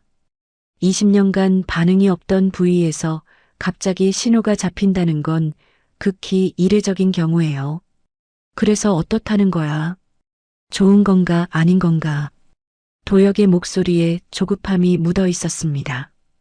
의사는 신중하게 대답했어요. 현재로서는 긍정적 신호로 볼 수 있습니다. 다만 이게 지속될지 더 확대될지는 지켜봐야 합니다. 도혁은 잠시 말이 없었어요. 그러다 입을 열었습니다. 며칠 전에 어떤 아이가 내 다리를 눌러준 적이 있어. 무릎 뒤하고 발목 위쪽을. 딱 5초 동안. 의사는 눈을 깜빡였어요. 아이가요? 그 아이가 누른 직후부터 이 감각이 시작됐어. 의사는 대답 대신 도혁의 다리를 다시 한번 만져봤습니다. 무릎 뒤 오금 부근과 발목 위 힘줄 주변을 짚으며 고개를 끄덕였어요. 이 두 부위가 신경 회복에 있어서 중요한 자극점인 건 맞습니다. 재활 쪽에서도 핵심적으로 다루는 포인트예요. 그런데 아이가 그걸 정확히 짚었다는 건 좀 놀랍네요. 도혁은 그 말을 듣고 한참 동안 자기 다리를 내려다봤습니다. 그리고 곧장 결심을 내렸어요. 그 아이를 다시 데려올 수 있겠나? 비서실장은 어려울 수도 있다고 했습니다. 직원 가족의 출입이 제한된 상황이었으니까요. 하지만 도혁은 단호했어요. 내가 부르는 거야. 회장 전용 의료실로 오게 해. 조용히. 비서실장은 고개를 숙이고 나갔습니다. 이튿날 오후 이든은 비서실장의 안내를 받아 호텔 최고층 의료실로 들어왔어요. 서윤은 아들이 회장에게 불려간다는 말에 불안했지만 비서실장이 직접 찾아와 정중하게 부탁하는 걸 보고는 거절할 수 없었습니다. 이든아, 조심해서 다녀와. 그리고 무슨 일이든 솔직하게 말하고. 서윤이 아들의 어깨를 잡으며 말했어요. 이든은 고개를 끄덕이고 엄마 손을 꼭 쥐었다가 놓았습니다. 의료실에 들어선 이든은 환한 조명과 깨끗한 장비들을 둘러보며 눈을 동그랗게 떴어요. 옥탑방에서는 상상할 수 없는 공간이었습니다. 바닥은 반들반들했고 공기에서는 소독약과 깨끗한 리넨 냄새가 섞여났어요. 도혁은 진료용 침대에 앉아 이든을 기다리고 있었습니다. 이든을 보자 도혁의 입가에 아주 옅은 미소가 번졌어요. 왔구나. 네, 안녕하세요. 이든은 어색하게 인사를 했습니다. 앞코가 벌어진 운동화가 깨끗한 의료실 바닥 위에서 유난히 눈에 띄었지만 이든은 신경 쓰지 않으려는 듯 시선을 똑바로 앞에 두었어요. 도혁이 말했습니다. 그날 내가 내 다리를 눌러줬잖아. 그 뒤로 다리의 느낌이 좀 달라졌어. 이든의 눈이 커졌어요. 진짜요? 그래. 의사 선생님도 확인했어. 그래서 한 번만 더 봐줄 수 있겠니? 이든은 잠시 도혁의 다리를 바라봤습니다. 그리고 고개를 끄덕이며 조심스럽게 다가갔어요. 이든은 도혁의 바지 단을 살짝 꺾고 종아리부터 무릎 뒤, 발목 주변까지 천천히 손으로 훑쳤습니다. 눈을 감지는 않았지만 시선은 손끝이 닿는 곳에 고정되어 있었어요. 마치 손가락이 눈 역할을 하는 것처럼 만지는 곳의 상태를 읽어내고 있는 듯 했습니다. 이든이 말했어요. 여기요. 여기가 아직 제일 굳어 있어요. 이든의 왼손 엄지가 오금 안쪽의 한 지점을 짚었습니다. 그리고 여기도요. 여기는 저번보다 좀 나아졌는데 아직 뭉쳐 있어요. 오른손이 발목 위 힘줄 옆을 감싸듯 눌렀어요. 옆에서 지켜보던 재활 전문의의 눈이 커졌습니다. 이든이 짚은 위치는 의학 서적에서 하지 신경 재활의 핵심 포인트로 다루는 부위와 정확히 일치했어요. 의사는 도혁에게 작은 목소리로 말했습니다. 저 아이가 짚는 위치가 정확합니다. 배운 적이 없다면 정말 놀라운 감각이에요. 도혁은 대답 대신 이든의 손놀림을 가만히 지켜봤어요. 이든은 두 지점을 동시에 누른 채 천천히 힘을 조절하고 있었습니다. 세지도 약하지도 않은 일정한 강도였어요. 그리고 약 5초가 지났을 때 손가락을 떼고 다시 주변을 만져보더니 조금 위쪽으로 옮겨 같은 동작을 반복했습니다. 도혁은 아이의 손이 닿을 때마다 종아리 아래쪽에서 미지근한 온기가 퍼지는 걸 느꼈어요. 처음에는 발가락 끝에서 시작되던 감각이 발등 쪽으로, 그 다음에는 발목 윗부분으로 조금씩 번져나갔습니다. 뭔가 따뜻한 게 내려가는 것 같아. 도혁이 나직이 말하자 이든이 고개를 들었어요. 그러면 잘 되고 있는 거예요. 엄마한테 해줄 때도 따뜻하다고 하면 그 다음부터 훨씬 잘 풀리거든요. 이든은 그 말을 아무렇지 않게 했지만 도혁의 가슴에는 그 한마디가 묵직하게 내려앉았습니다. 이 아이는 자기가 가진 것의 크기를 모르고 있었어요. 그냥 엄마한테 해주던 것처럼 하는 것뿐인데 그게 20년 동안 의사들이 해내지 못한 변화를 만들어내고 있었으니까요. 이든이 치료를 마치고 손을 뗐을 때 도혁은 자기 발목을 직접 만져봤습니다. 전에는 남의 다리를 만지는 것 같았던 그 부위에서 아주 희미하지만 자기 손이 닿았다는 감각이 올라왔어요. 도혁의 눈시울이 뜨거워졌습니다. 하지만 아이 앞에서 울 수는 없었어요. 도혁은 목을 가다듬고 말했습니다. 고맙다. 정말 고마워. 이든은 쑥스러운 듯 고개를 살짝 숙이며 대답했어요. 안 해요. 저 이런 거 잘하거든요. 또 해드릴 수 있어요. 그 말에 도혁은 웃었습니다. 아주 오랜만에 얼굴 전체가 펴지는 웃음이었어요. 재활 전문의도 작은 미소를 지었고 비서실장은 한 발짝 뒤에 서서 조용히 그 장면을 바라보고 있었습니다. 이든이 의료실을 나간 뒤 도혁은 한동안 자기 다리를 내려다보며 가만히 앉아 있었어요. 이 변화가 어디까지 이어질지는 알 수 없었습니다. 하지만 한 가지 확실한 게 있었어요. 도혁은 이제 단지 걷고 싶어서만 버티는 게 아니었습니다. 이 아이가 누구인지, 이 아이의 엄마가 정말 자기가 생각하는 그 사람인지, 그 답을 반드시 자기 눈으로 확인하고 싶었어요. 그러려면 다시 걸어야 했습니다. 다시 일어서야 했어요. 20년 만에 처음으로 도혁에게 걸어야 할 이유가 생긴 겁니다.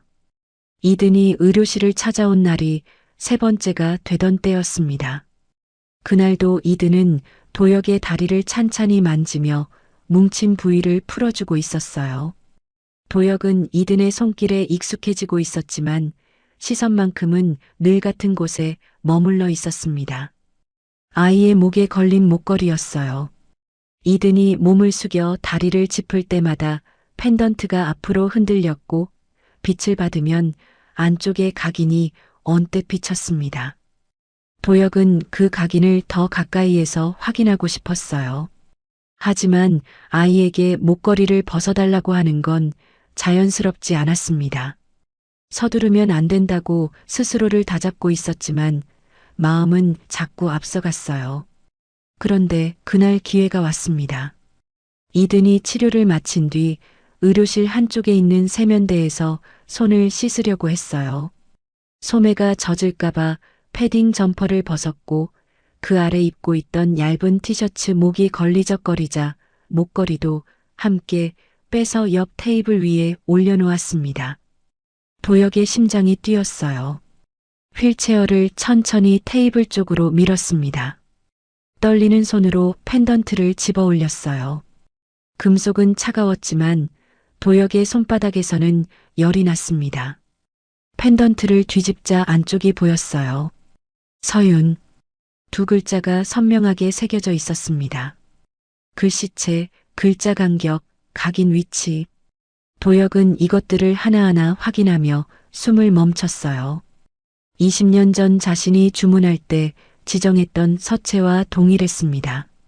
각인 위치도 펜던트 안쪽 정중앙에서 살짝 왼쪽으로 치우친 바로 그 자리였어요. 그리고 오른쪽 모서리에 작은 흠집. 제작 과정에서 생긴 미세한 자국이 그대로 남아 있었습니다. 도혁의 손가락이 떨렸어요. 이건 닮은 물건이 아니었습니다. 세상에 똑같은 게 두 개 있을 수 없는 바로 그 목걸이였어요. 바로 그때, 할아버지, 그거 제 거예요. 이든이 수건으로 손을 닦으며 다가왔습니다. 도혁은 재빨리 표정을 가다듬고 펜던트를 내려놓았어요. 미안. 잠깐 봤어. 예쁜 목걸이구나. 엄마한테 제일 소중한 건데 저한테 주면서 이제 내가 지켜라 그러셨어요. 도혁은 가볍게 고개를 끄덕이며 물었습니다. 엄마가 다른 말은 없었니? 이든은 목걸이를 다시 목에 걸며 대답했어요. 내가 어디에 있든 이게 널 지켜줄 거라고요. 그리고 이게 엄마가 누구인지 알려줄지도 모르는 물건이라고요. 도혁의 표정이 굳었습니다. 내가 어디에 있든 20년 전 자신이 딸에게 했던 말이었어요. 내가 어디에 있든 이건 내가 누구인지 잊지 않게 해줄 거다. 토씨 하나까지 같지는 않았지만 뼈대는 똑같았습니다. 어디에 있든 누구인지 지켜줄 거라는 것. 도혁은 아이 앞에서 흔들리는 모습을 보이지 않으려 애썼어요. 하지만 오른손이 휠체어 팔걸이를 꽉 움켜쥐고 있었고 손등에 핏줄이 도드라져 있었습니다. 좋은 엄마구나. 도혁이 간신히 그 한마디를 꺼냈어요. 목소리가 갈라졌지만 이든은 눈치채지 못한 것 같았습니다. 네, 우리 엄마 진짜 좋은 사람이에요. 이든은 해맑게 웃으며 대답했어요. 도혁은 그 웃음을 보며 입술을 꾹 깨물었습니다. 더 물어보고 싶은 게 산더미처럼 쌓여 있었지만 이 자리에서 쏟아낼 수는 없었어요. 이든이 나간 뒤 도혁은 곧바로 비서실장과 재활 전문의를 불렀습니다. 문이 닫힌 의료실 안에서 도혁은 두 사람에게 말했어요. 유전자 검사를 하고 싶어? 비서실장이 조심스럽게 물었습니다. 누구와 누구를 비교하시겠습니까? 나 강서윤, 그리고 강이든. 이셋이야. 잠시 침묵이 흘렀어요. 재활 전문의가 먼저 입을 열었습니다. 회장님, 유전자 검사는 상대방의 동의가 필요합니다. 강서윤 씨에게 어떻게 설명하실 건지가 중요합니다. 도혁은 잠시 생각했어요. 그리고 말했습니다. 직접 만나서 이야기하겠어. 비서실장이 걱정스러운 표정을 지었지만 도혁의 눈빛은 이미 결심이 끝난 뒤였어요. 다음 날 오후 서윤은 비서실장의 연락을 받고 최고층 의료실로 올라왔어요. 문이 열리자 도혁이 휠체어에 앉아 있는 모습이 보였습니다. 서윤은 허리를 깊이 숙이며 인사했어요. 안녕하세요. 세탁실 강서윤입니다. 부르셨다고 해서 왔습니다. 도혁은 고개를 들어 서윤을 바라봤습니다. 그 순간 가슴 한가운데를 누군가 주먹으로 세게 친 것 같은 충격이 왔어요. 인사 기록의 증명사진으로 봤을 때와는 전혀 달랐습니다. 사진은 평면이었지만 지금 눈앞에 서 있는 사람은 살아 있었어요. 숨을 쉬고 눈을 깜빡이고 긴장한 채로 손을 모으고 서 있는 사람이었습니다. 도혁의 시선이 서윤의 얼굴 위를 천천히 훑었어요. 살짝 올라간 눈꼬리 말할 때 미세하게 기울이는 고개의 각도, 입술을 다무는 방식. 하나하나가 20년 전 기억 속 누군가와 겹쳐졌습니다. 세월이 그 위에 주름과 거친 피부를 더 씌웠지만 뼈대 아래에 남아있는 것들은 속일 수 없었어요. 도혁의 코끝이 시큰해졌습니다. 목 안쪽이 뜨거워지더니 숨이 짧아졌어요. 눈시울에 열기가 번졌지만 도혁은 이를 꽉 다물고 참았습니다. 아직 확실한 건 아무것도 없었어요. 하지만 몸은 이미 알고 있는 것 같았습니다. 머리가 판단을 내리기도 전에 심장이 먼저 반응하고 있었어요. 이 사람이 내 딸일 수도 있다는 게 아니라 이 사람이 내 딸이라고 온몸이 소리치고 있었습니다. 도혁은 떨리는 숨을 간신히 고르며 말했어요. 편하게 앉아요. 목소리가 평소보다 낮고 갈라져 있었지만 서윤은 눈치채지 못한 것 같았습니다. 서윤은 조심스럽게 의자에 앉았어요. 의자 끝에 걸터 앉은 자세였고 등을 기대지 않았습니다. 무릎 위에 올린 두 손은 미세하게 떨리고 있었어요. 아드님이 며칠째 내 재활을 도와주고 있어요. 고마운 일이지. 아, 네. 이든이가 폐를 끼치지 않았으면 좋겠습니다. 폐는 무슨... 그 아이 손이 아니었으면 느끼지 못했을 감각을 되찾았어요. 서윤의 눈이 살짝 커졌습니다. 도혁은 서윤의 그 눈을 보며 또 한 번 가슴이 쿵 하고 내려앉는 걸 느꼈어요. 놀랄 때 눈이 커지는 방식마저 닮아 있었으니까요. 도혁은 감정을 억누르며 말을 이었습니다.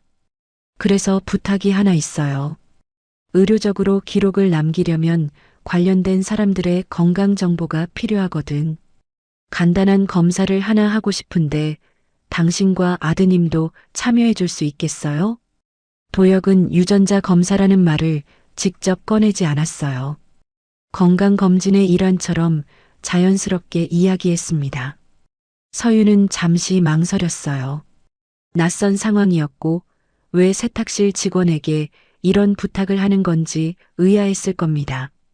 하지만 회장이 직접 부탁하는 자리에서 거절하기는 쉽지 않았어요. 네, 괜찮습니다. 이든이한테도 말해놓겠습니다. 서윤은 고개를 숙이며 대답했습니다. 도혁은 고맙다는 말을 하면서도 서윤이 자리에서 일어나는 순간까지 시선을 놓지 못했어요. 서윤이 인사하고 돌아섰습니다.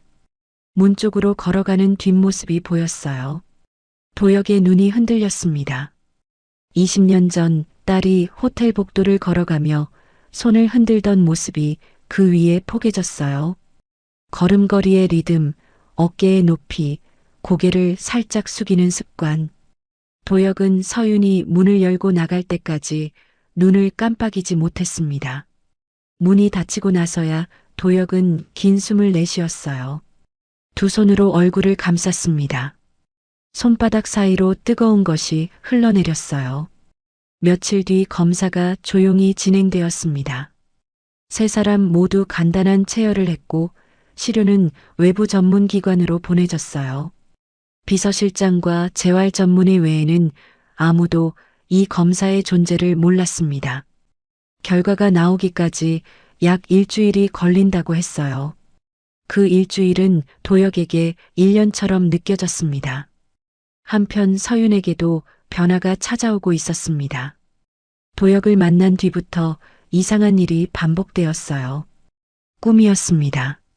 잠들면 비 오는 도로가 보였어요. 어두운 차 안에서 누군가가 자기 이름을 다급하게 부르는 소리가 들렸습니다. 그 목소리가 누구의 것인지는 알 수 없었지만 가슴이 찢어질 듯 아팠어요. 깨어나면 베개가 젖어 있었습니다. 꿈에서 온 거였어요. 낮에도 비슷한 일이 있었습니다.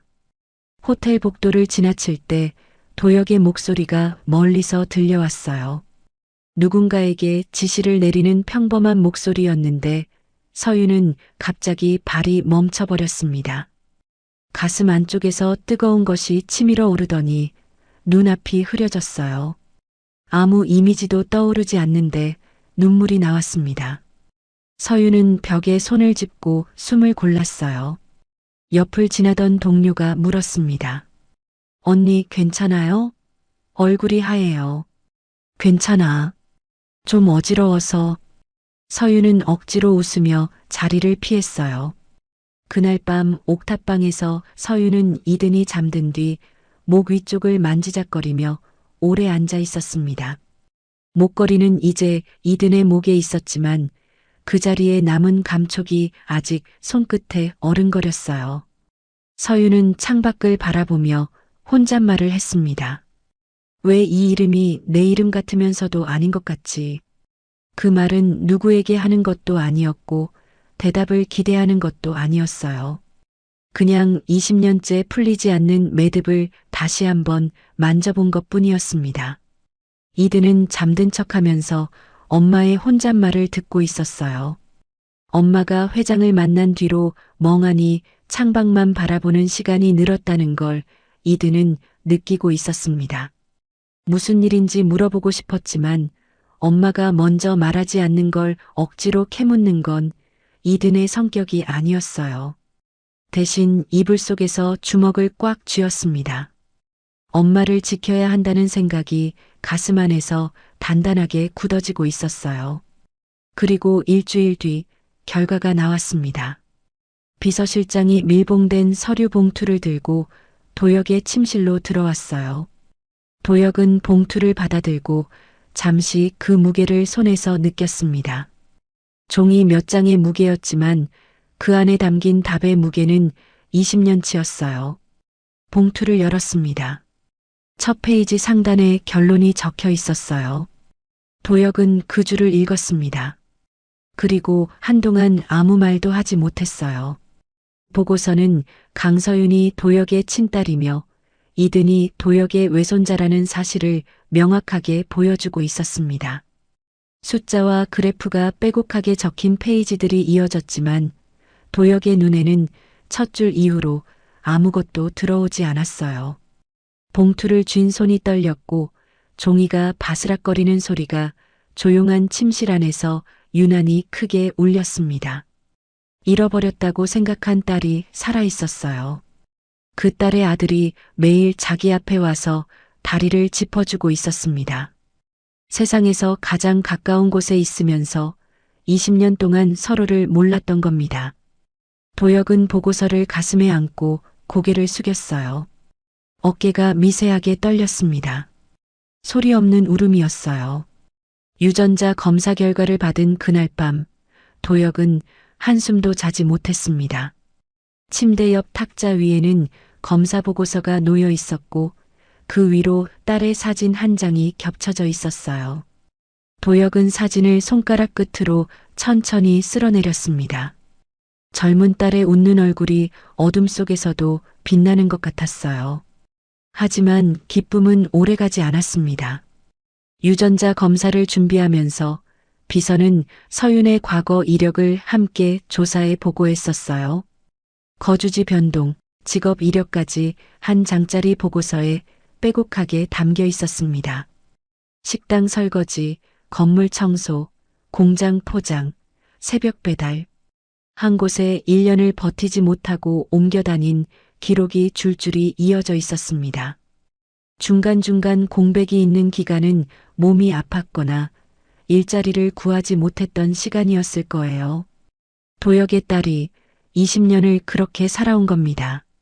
자기 이름도 아버지의 얼굴도 함께 탔던 차도 기억하지 못한 채 강서윤이라는 남의 이름으로 하루하루를 이를 악물고 버텨온 거였어요. 보고서를 내려놓았을 때 도혁의 두 손이 떨리고 있었습니다. 가슴 한쪽이 쇳덩이에 짓눌린 것처럼 무거웠어요. 그때 한 가지 질문이 뇌리를 스쳤습니다. 대체 왜 서윤은 다른 병원으로 이송된 걸까? 도혁은 20년 전 사고 당시를 하나씩 더듬기 시작했어요. 차가 크게 흔들렸고 충격이 왔고 정신을 잃었고 병원에서 깨어났을 때 서윤은 없었습니다. 경찰은 현장이 혼란스러웠다고만 했고 이송 기록은 남아있지 않았어요. 당시에도 도혁은 가만히 있지 않았습니다. 사설 조사팀을 고용했고 사고 현장 주변 병원을 전부 뒤졌어요. 하지만 서윤의 흔적은 끝내 나오지 않았죠. 그때 도혁이 집중한 건 오직 하나, 딸이 어디에 있는가였습니다. 딸을 찾는 데만 모든 힘을 쏟았어요. 그런데 지금 전혀 다른 질문이 떠오른 거였습니다. 사고 그 자체가 정말 사고였을까? 20년 동안 한 번도 품어보지 않았던 의심이었어요. 딸을 찾는 것에만 매달려서 사고의 원인을 다시 들여다볼 생각 자체를 하지 못했던 겁니다. 도혁은 비서실장을 호출했어요. 당시 사고 관련 서류를 전부 다시 꺼내봐라. 경찰 보고서, 병원 이송 기록, 보험 처리 내역 하나도 빠짐없이. 비서실장은 회장의 목소리에서 평소와 다른 무언가를 느꼈습니다. 차갑다기보다는 단단했어요. 무엇인가를 반드시 찾아내겠다는 20년 만에 처음 듣는 결기 같은 것이었죠. 이튿날 오후 비서실장은 낡은 서류 상자 2개를 회장 집무실로 가져왔습니다. 상자 겉면에는 마커로 날짜가 적혀 있었어요. 먼지가 뿌옇게 앉아 있었고 테이프는 누렇게 변색되어 있었습니다. 20년이라는 시간이 종이 냄새에도 배어 있었어요. 퀴퀴한 곰팡이 냄새와 오래된 잉크 냄새가 뒤섞여서 방 안 공기가 한순간 무거워졌습니다. 도혁은 휠체어를 책상 가까이 당기고 한 장 한 장 넘기기 시작했어요. 경찰 보고서에는 사고 원인이 빗길 미끄러짐으로 기록되어 있었습니다. 상대 차량 운전자는 현장에서 경미한 부상을 입고 귀가했다고 적혀 있었어요. 도혁은 그 부분에서 손가락을 멈췄습니다. 상대 차량 운전자의 이름이 검게 번져서 거의 읽히지 않았어요. 하지만 그 옆에 연락처로 적힌 전화번호, 그 지역 번호가 눈에 걸렸습니다. 도혁이 잘 아는 번호 앞자리였어요. 그룹 계열사 중 하나가 있던 지역의 번호였습니다. 우연일 수 있었습니다. 하지만 도혁의 손끝이 미세하게 떨렸어요. 다음 서류는 병원 이송 확인서였습니다. 도혁 본인은 사고 현장에서 대형 병원으로 곧바로 옮겨졌어요. 그런데 서윤의 이송 기록은 아예 존재하지 않았습니다. 빈칸이었어요. 이름도 도착병원도 이송 시각도 전부 비어 있었습니다. 20년 전에도 이 서류를 봤을 겁니다. 하지만 그때는 딸을 찾는데 정신이 팔려서 이 빈칸이 무엇을 의미하는지까지 생각이 미치지 못했어요. 지금 다시 보니 이 공백이 단순한 혼란의 결과가 아닐 수 있다는 느낌이 목덜미를 타고 올라왔습니다. 이송 기록이 아예 없다는 건 혼란 때문이 아닐 수도 있어. 비서실장이 조심스럽게 대답했어요. 저도 같은 생각을 했습니다. 누군가 의도적으로 기록을 남기지 않은 것일 수 있습니다. 도혁은 고개를 끄덕이지 않았습니다. 대신 보험 처리 내역서를 펼쳤어요. 사고 차량 수리비, 의료비, 합의금 항목이 빼곡하게 적혀 있었습니다. 도혁은 합의금 항목에서 다시 멈췄어요. 합의금 집행 승인자 란에 적힌 이름이 있었습니다. 차기준, 도혁의 조카였습니다. 당시 기준은 그룹 경영에 직접 관여하는 직책이 아니었어요. 신입 임원에 불과했습니다. 사고 합의금은 그룹 법무팀이나 보험사가 처리하는 것이 정상이었죠. 그런데 왜 기준의 이름이 거기에 있었을까요? 도혁은 서류를 내려놓고 창밖을 바라보았습니다. 초겨울 하늘은 낮인데도 어둑했고 호텔 아래로 보이는 도로 위에 차들이 느리게 움직이고 있었어요. 그 풍경이 왠지 20년 전 그날 밤의 도로와 겹쳐 보였습니다. 가슴속에서 무언가가 서서히 끓어오르기 시작했어요. 분노인지 의심인지 아니면 20년 동안 외면해왔던 어떤 직감인지 구분이 되지 않았습니다. 그 시각 호텔 지하 1층 주차장에서는 기준과 민석이 나란히 차에 앉아 있었습니다. 형, 회장님이 옛날 서류를 전부 꺼냈대. 민석의 목소리가 낮았어요. 주차장의 형광등이 차 안으로 흘러들어와서 두 사람의 얼굴을 칙칙하게 비추고 있었습니다. 기준은 대답하지 않았어요. 커피를 쥔 손가락에 힘이 들어가면서 종이컵이 살짝 찌그러졌습니다. 사고 합의서까지 다시 보고 있다더라고. 형 이름 거기 있잖아. 기준의 턱이 미세하게 굳었습니다. 눈동자가 앞유리 넘어 콘크리트 벽을 향했지만 실제로는 아무것도 보고 있지 않았어요. 20년이나 지났는데 갑자기 왜 그러시는 건지 민석이 다시 말했습니다. 그 세탁실 여자 때문 아니야? 그 여자 아들이 회장님 다리를 만진 뒤로 분위기가 완전히 달라졌잖아. 기준은 그제야 입을 열었어요. 조용히 해. 단 세 글자였지만 그 목소리에는 날이 서 있었습니다. 민석은 입을 다물었어요. 주차장의 환풍기 소리만 윙윙거리며 차 안의 침묵을 더 무겁게 만들었습니다. 기준은 커피를 컵홀더에 내려놓고 시동을 걸지 않은 채 운전대 위에 양손을 올렸어요. 손등에 핏줄이 드러나 있었고 손톱 끝이 하얗게 질려 있었습니다. 20년 전 기준은 야심이 많았고 그룹의 미래가 자기 손에 달려 있다고 믿었습니다. 삼촌인 도혁이 쓰러지고 서윤이 사라진 뒤로 모든 것이 기준의 뜻대로 흘러갔어요. 이사회 장악, 계열사 정리, 호텔 경영권 확보. 그 흐름이 너무 자연스러웠기에 아무도 의문을 품지 않았습니다. 하지만 지금 도혁이 다시 움직이고 있었어요. 가만히 있다가는 모든 것이 무너질 수도 있다는 불안이 기준의 목을 조이기 시작했습니다. 다시 회장 집무실. 도혁은 비서실장에게 조용히 말했어요. 상대 차량 운전자가 누구였는지 찾아봐. 지금 어디 사는지, 뭘 하고 있는지. 그리고 한 가지 더. 비서실장이 고개를 숙였습니다. 당시 기준이가 합의금 처리에 관여한 경위를 확인해. 법무팀 결제 라인에 그 이름이 왜 들어갔는지, 누가 시켰는지. 비서실장은 메모를 하면서도 손끝이 떨리는 걸 느꼈어요. 이 질문이 향하는 곳이 어디인지 본능적으로 알 수 있었습니다. 도혁은 창가로 휠체어를 돌렸어요. 유리창에 자기 얼굴이 희미하게 비쳤습니다. 주름 깊은 얼굴이었지만 눈 속에는 꺼지지 않는 불빛이 있었어요. 밤이 깊어지고 호텔 복도의 불이 하나씩 꺼졌습니다. 최상층 창문 너머로 도시 불빛이 흩어져 있었고 바람은 유리창을 가볍게 두드리고 있었어요. 비서실장이 조사 결과를 가져온 건 그로부터 사흘 뒤였습니다.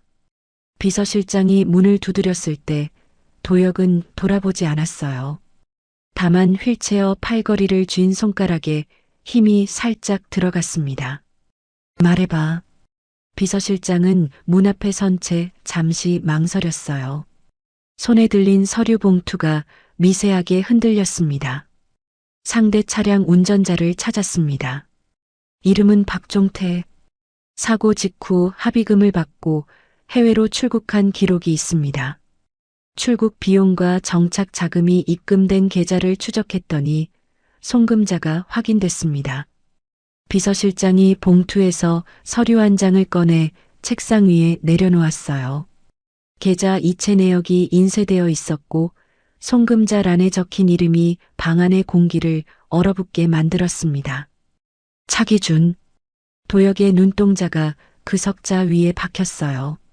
빗소리가 유리창을 타고 흘러내리는 동안 방 안에는 숨소리조차 들리지 않았습니다. 합의금 승인도 운전자 출국 비용도 전부 기준 전무의 개인 계좌에서 나갔습니다. 그리고 한 가지 더 있습니다. 비서가 두 번째 서류를 내려놓았어요. 사고 당일 현장에 도착한 구급대원의 진술을 확보했습니다. 이 구급대원은 젊은 여성을 이송하려 했지만 현장에 먼저 와 있던 남성이 다른 차량으로 옮기라고 지시했다고 합니다. 그 남성의 인상착의가 당시 기준 전무와 일치합니다. 도혁은 한참 동안 아무 말도 하지 못했습니다. 이를 악무는 소리가 턱뼈를 타고 관자놀이까지 울렸어요. 20년이었습니다. 20년 동안 딸이 자기 이름도 모른 채 손이 갈라지도록 일하며 살았고 그 20년을 만든 사람이 자기 피를 나눈 조카였다는 사실이 가슴 한복판에 녹슨 못을 박아 넣는 것 같았어요. 도혁은 떨리는 손으로 서류를 내려놓았습니다. 그리고 눈을 감았어요. 어둠 속에서 딸의 거칠어진 손등이, 세제의 다른 손가락이, 해진 유니폼 소매가 하나씩 떠올랐습니다. 그런데 일이 그것으로 끝나지 않았어요. 바로 다음 날 비서실장에게 긴급 보고가 하나 더 들어왔습니다. 호텔 경영지원팀 내부에서 제보가 온 거였어요. 기준과 민석이 회장 직무대행 권한 일부를 자기들 앞으로 넘기는 서류 작업을 서두르고 있다는 내용이었습니다. 이사회 안건 상정용 문서가 이미 초안까지 작성된 상태였어요. 의결권 위임 동의서에는 회장의 서명란이 비어 있었고 그 옆에 건강 악화에 따른 긴급 위임이라는 문구가 미리 인쇄되어 있었습니다. 도혁은 보고를 듣는 동안 표정이 변하지 않았어요. 하지만 휠체어 팔걸이를 쥔 손가락 끝이 하얗게 질려 있었습니다. 분노가 아니었어요. 그보다 더 깊은 차가운 결심 같은 것이었습니다. 더 이상 숨길 이유가 없어졌구나. 도혁은 비서실장을 똑바로 바라보며 말했어요. 전체 임원회의를 소집해 이사진, 계열사 대표, 법무팀장까지 전원. 그리고 서윤과 이든이도 반드시 참석시켜. 비서실장이 잠깐 멈칫했습니다. 서윤 씨와 이든이를 임원회의예요? 그래. 그 두 사람이 빠지면 이 회의는 의미가 없어. 도혁의 목소리는 낮았지만 20년 만에 처음으로 명령이라는 말이 어울리는 어조였습니다. 회의 당일 도화호텔 본관 3층 대회의실에는 긴장감이 가득 차 있었어요. 길고 넓은 회의 탁자 양쪽으로 임원들이 앉아 있었습니다. 모두 양복 단추를 꼭 잠그고 있었고 서류 위에 올려놓은 손이 미세하게 떨리는 사람도 있었어요. 회장이 직접 전체 임원회의를 소집한 것은 5년 만이었습니다. 그것도 아무런 안건 설명 없이. 기준은 탁자 오른쪽 끝에 앉아 있었어요. 양복 안주머니에 손을 넣었다 뺐다를 반복하고 있었고 물컵을 2번이나 집었다가 마시지 않고 내려놓았습니다. 민석은 그 옆에서 고개를 살짝 숙인 채 핸드폰 화면만 보고 있었어요. 화면에는 아무것도 띄워져 있지 않았습니다. 서윤은 회의실 구석 의자에 앉아 있었어요. 세탁실 유니폼 대신 비서가 마련해준 깔끔한 옷을 입고 있었지만 어깨가 잔뜩 움츠러들어 있었습니다. 이든은 서윤 옆에서 2 손을 무릎 위에 가지런히 올려놓고 있었어요. 아이의 눈은 넓은 회의실을 천천히 둘러보고 있었습니다. 바로 그때 회의실 문 바깥 복도에서 발소리가 들렸어요. 아니, 발소리만은 아니었습니다. 금속이 바닥을 찍는 소리가 함께 섞여 있었어요. 규칙적이지만 느린 한 발 한 발 힘을 주어 내딛는 소리였습니다. 회의실 문이 열렸습니다. 도혁이 서 있었어요. 휠체어가 아니었습니다. 양손으로 보행 보조기를 잡고 자기 2 다리로 서 있었어요. 얼굴에는 땀이 배어 있었고 팔뚝에 힘줄이 도드라져 있었습니다. 완전한 회복은 아니었어요. 보조기 없이는 한 발도 떼기 어려운 상태였죠. 하지만 분명히 도혁은 자기 발로 문턱을 넘고 있었습니다. 회의실이 조용해졌어요. 숨소리조차 사라진 것 같았습니다. 기준의 얼굴이 하얗게 굳었어요. 입이 반쯤 벌어진 채 다치지 않았습니다. 민석은 핸드폰을 떨어뜨렸고 그 소리가 조용한 회의실에 또각하고 울렸어요. 도혁은 보조기에 의지해 한 걸음 탁자 끝으로 걸어갔습니다. 그 몇 걸음이 회의실 전체를 뒤흔들었어요. 20년 동안 휠체어 밖으로 나오지 못했던 사람이 지금 자기 다리로 걷고 있었으니까요. 상석에 도착한 도혁은 보조기를 잡은 채 허리를 세우고 탁자 위에 놓인 서류 한 장을 집어 올렸어요. 건강 악화에 따른 긴급 위임. 도혁은 그 문구를 천천히 소리내어 읽었습니다. 그리고 서류를 탁자 위에 내려놓은 뒤 기준을 똑바로 바라보았어요. 내가 건강이 악화되었다고? 기준이 고개를 들지 못했습니다. 도혁은 보조기에서 한 손을 떼고 자기 가슴을 가리켰어요. 지금 내가 그런 것처럼 보이나? 회의실이 다시 조용해졌습니다. 임원들의 시선이 기준에게 쏠렸어요. 기준의 목덜미로 식은 땀이 흘러내리고 있었습니다. 도혁은 다시 보조기를 잡고 몸을 세웠어요. 내가 다시 걸을 수 있게 된 이유부터 말하겠습니다. 도혁의 시선이 이든에게 향했어요. 저기 앉아있는 아이, 이든이의 손끝이 내 다리를 깨웠습니다. 20년 동안 아무런 감각이 없던 다리에 이 아이가 단 몇 초 만에 신호를 보낸 겁니다. 임원들의 시선이 일제히 이든에게 쏠렸어요. 이든은 어깨를 움츠렸지만 눈은 도혁을 향해 있었습니다. 그리고 이 아이의 어머니. 도혁의 목소리가 한 톤 낮아졌어요. 지금 이 호텔 세탁실에서 비정규직으로 일하고 있는 강서윤 씨. 유전자 검사 결과 이 사람은 20년 전 실종된 내 딸 차서윤입니다. 회의실에 웅성거리는 소리가 퍼졌습니다. 임원들이 서로 얼굴을 쳐다보았고 누군가는 서류를 떨어뜨렸어요. 도혁은 거기서 멈추지 않았습니다. 20년 전 사고는 단순한 교통사고가 아니었습니다. 기준의 손이 탁자 밑에서 주먹을 쥐었어요. 사고 합의금을 처리한 것도, 상대 운전자를 해외로 보낸 것도, 내 딸을 다른 병원으로 빼돌린 것도 전부 기록에 남아 있습니다. 누가 했는지도. 도혁의 시선이 천천히 기준에게 옮겨갔어요. 기준은 고개를 들지 못했습니다. 옆에 민석은 의자 등받이에 등을 붙인 채 미동도 하지 않았어요. 이 건에 대해 외부 감사와 법적 절차를 즉시 진행하겠습니다. 오늘부로 기준 전무와 민석 이사의 모든 직무를 정지합니다. 도혁의 마지막 한마디가 떨어지자마자 회의실 뒤쪽 문이 열렸어요. 양복 차림의 남자 4명이 들어왔습니다. 2명은 외부 감사법인 소속이었고 나머지 2명은 경찰이었어요. 비서실장이 회의 전에 미리 수사 의뢰서를 접수해 놓았던 겁니다. 경찰이 기준 앞에 섰어요. 차기준 전무님, 잠시 동행해 주셔야겠습니다. 기준은 의자에서 일어나지 못했습니다. 다리에 힘이 풀린 것처럼 보였어요. 경찰이 팔을 잡아 일으켜 세웠을 때 기준의 눈이 도혁과 마주쳤습니다. 그 눈에는 변명도 분노도 없었어요. 20년 동안 언젠가 올 줄 알면서도 외면해왔던 순간이 마침내 온 거라는 걸 기준 자신도 알고 있는 얼굴이었습니다. 민석은 경찰이 다가오기 전에 스스로 일어섰어요.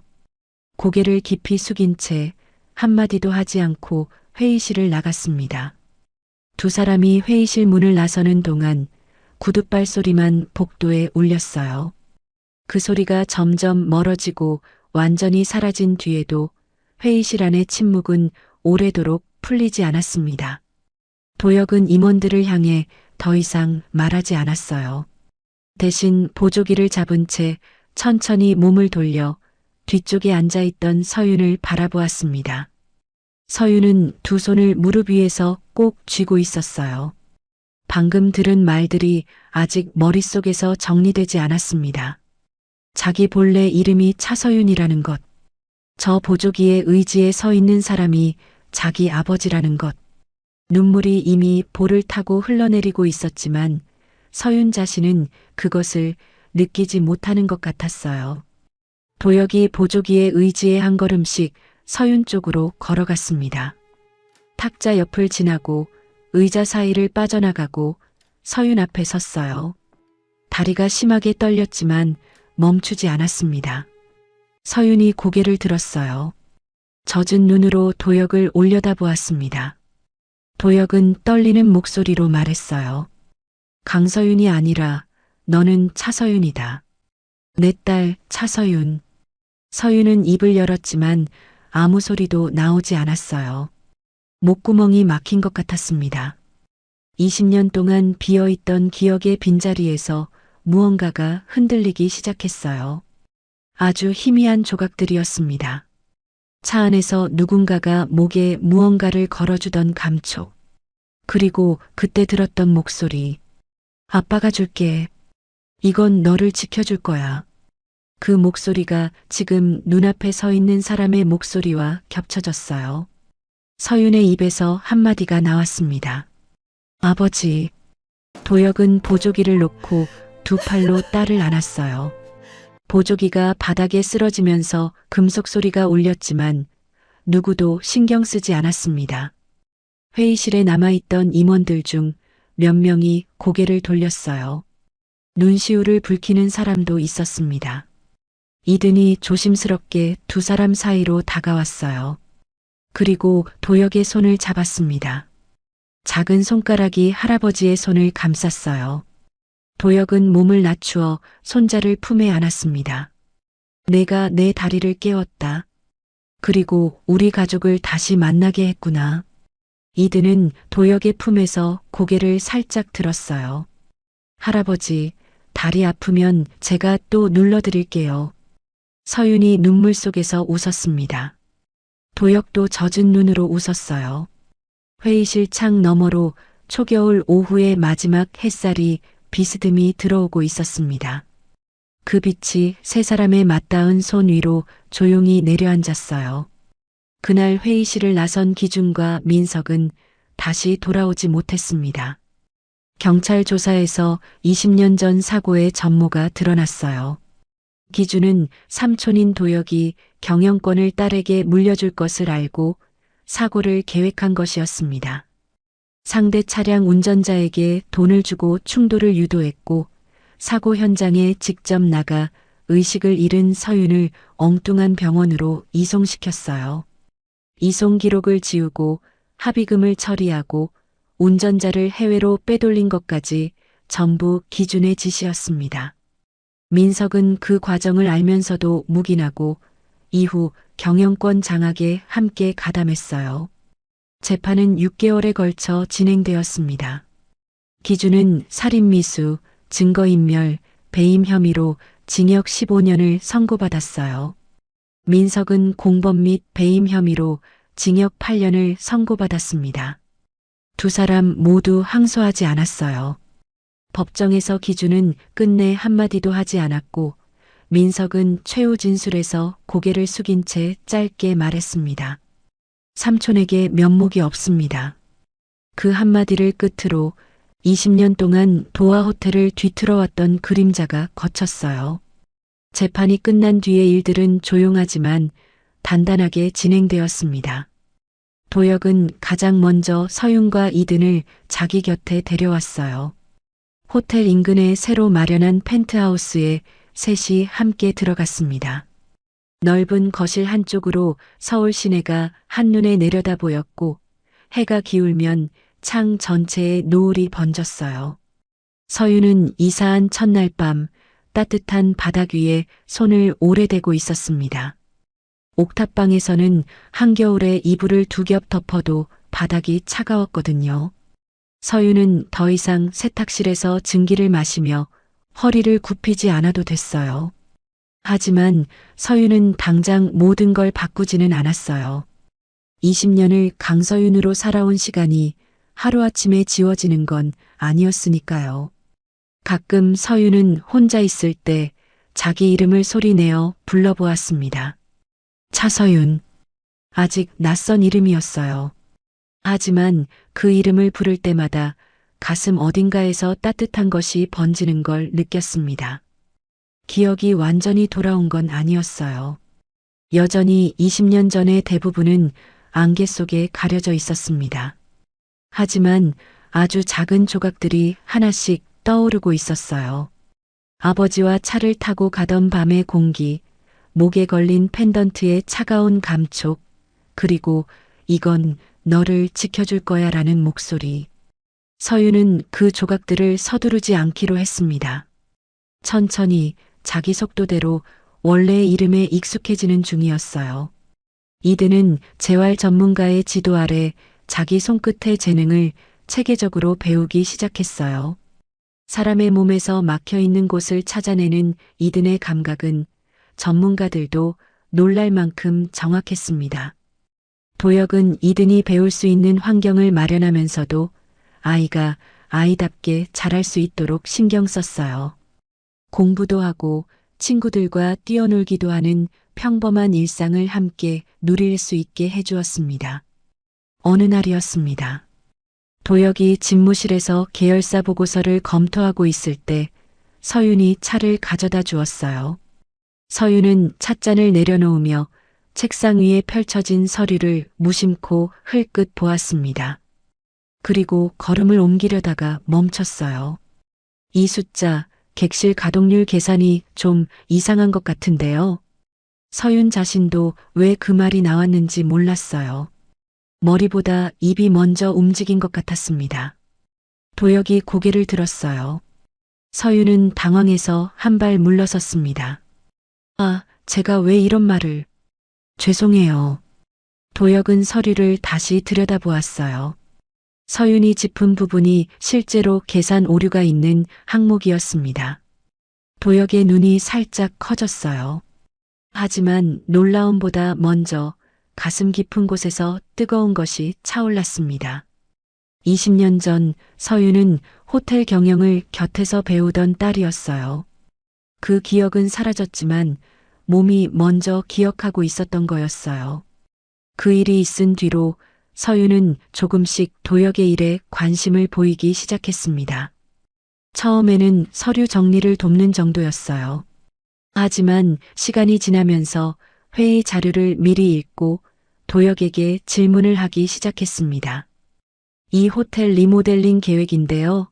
객실 단가를 이렇게 올리면 기존 고객층이 빠지지 않을까요? 서윤이 그 말을 했을 때 도혁은 손에 들고 있던 펜을 내려놓았어요. 20년 전에도 서윤은 똑같은 방식으로 질문했었습니다. 숫자보다 사람을 먼저 생각하는 시선. 그게 고스란히 남아 있었어요. 좋은 지적이야. 그 부분은 같이 좀 더 살펴보자. 도혁은 담담하게 대답했지만 서류 뒤로 감춘 손이 떨리고 있었습니다. 딸과 나란히 앉아 회사 이야기를 나누는 이 시간이 도혁에게는 20년 만에 되찾은 일상이었어요. 회의실에서 수십 명의 임원 앞에 서는 것보다 이 조용한 책상 앞의 시간이 100배는 더 소중했습니다. 서윤도 느끼고 있었어요. 서류를 읽고 숫자를 따지고 아버지와 의견을 나누는 이 시간이 어색하지 않다는 걸. 오히려 세탁실에서 이불을 개는 것보다 이 일이 훨씬 자연스럽다는 걸. 마치 아주 오래전에 매일 하던 일을 다시 시작한 것 같은 기분이었습니다. 그렇게 셋의 하루는 천천히 모양을 갖춰갔어요. 아침이면 이든이 제일 먼저 일어나 거실 창문을 열었습니다. 찬 공기가 들어오면 도혁이 눈을 뜨고 서윤이 부엌에서 간단한 아침을 준비했어요. 대단한 식탁은 아니었습니다. 밥과 국, 계란말이 하나면 충분했어요. 하지만 세 사람이 마주 앉아 밥을 먹는 그 시간만큼은 어떤 비싼 호텔 식당의 식사보다 따뜻했습니다. 도혁은 식사를 마치면 이든의 머리를 한번 쓸어내리고 서윤에게 오늘 일정을 물었어요. 서윤이 자연스럽게 회의 스케줄을 이야기하고 이든이 가방을 메고 현관에서 손을 흔들며 나가는 모습. 그 풍경이 매일 반복되었습니다. 특별한 건 아무것도 없었어요. 하지만 도혁에게는 그 평범함 자체가 20년 동안 꿈꿔왔던 전부였습니다. 어느 날 저녁 도화 호텔 옥상 정원에 세 사람이 나란히 서 있었어요.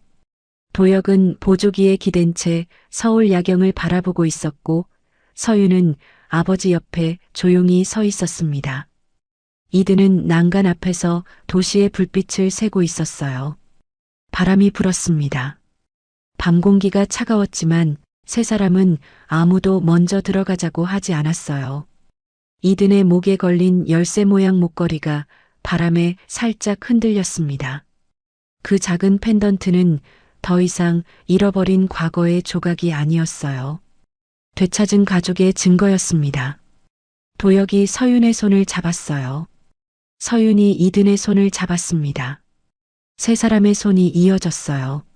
세상에서 가장 작은 손이 가장 무거운 시간을 다시 걷게 만들었습니다.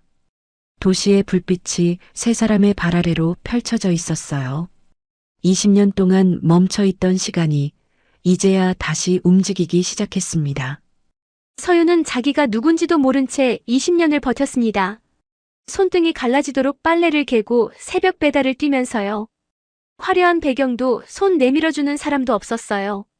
그래도 단 한 번도 주저앉지 않았습니다. 그리고 그 시간은 서윤을 배신하지 않았어요. 포기하지 않고 버틴 하루하루가 결국 서윤을 원래 자리로 돌려놓았습니다. 이든은 가진 것이 아무것도 없었어요. 하지만 눈앞에서 아파하는 사람을 그냥 지나치지 못하는 마음만큼은 가지고 있었어요. 겨우 5초의 용기가 20년 동안 멈춰있던 한 가족의 시간을 다시 움직이게 만들었습니다.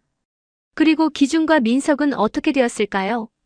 20년 동안 감춰왔던 거짓은 결국 전부 드러났고 두 사람은 법정에서 긴 세월을 갖게 되었습니다. 아무리 교묘하게 숨겨도 잘못은 반드시 돌아온다는 것을 이 이야기가 보여주었어요. 여러분은 어떠신가요? 혹시 지금 내가 가진 건 아무것도 없다고 생각하고 계시진 않으신가요? 서윤처럼 버티고 계신 하루가 이든처럼 내민 작은 손이 언젠가 생각지도 못한 기적이 되어 돌아올지 모릅니다. 오늘 이야기가 좋으셨다면 구독과 좋아요 꾹 눌러주시고 지금 어디에서 듣고 계신지 댓글로 남겨주세요. 여러분의 하루에도 따뜻한 기적이 찾아오길 진심으로 빌겠습니다. 지금까지 민낯 사연이었습니다.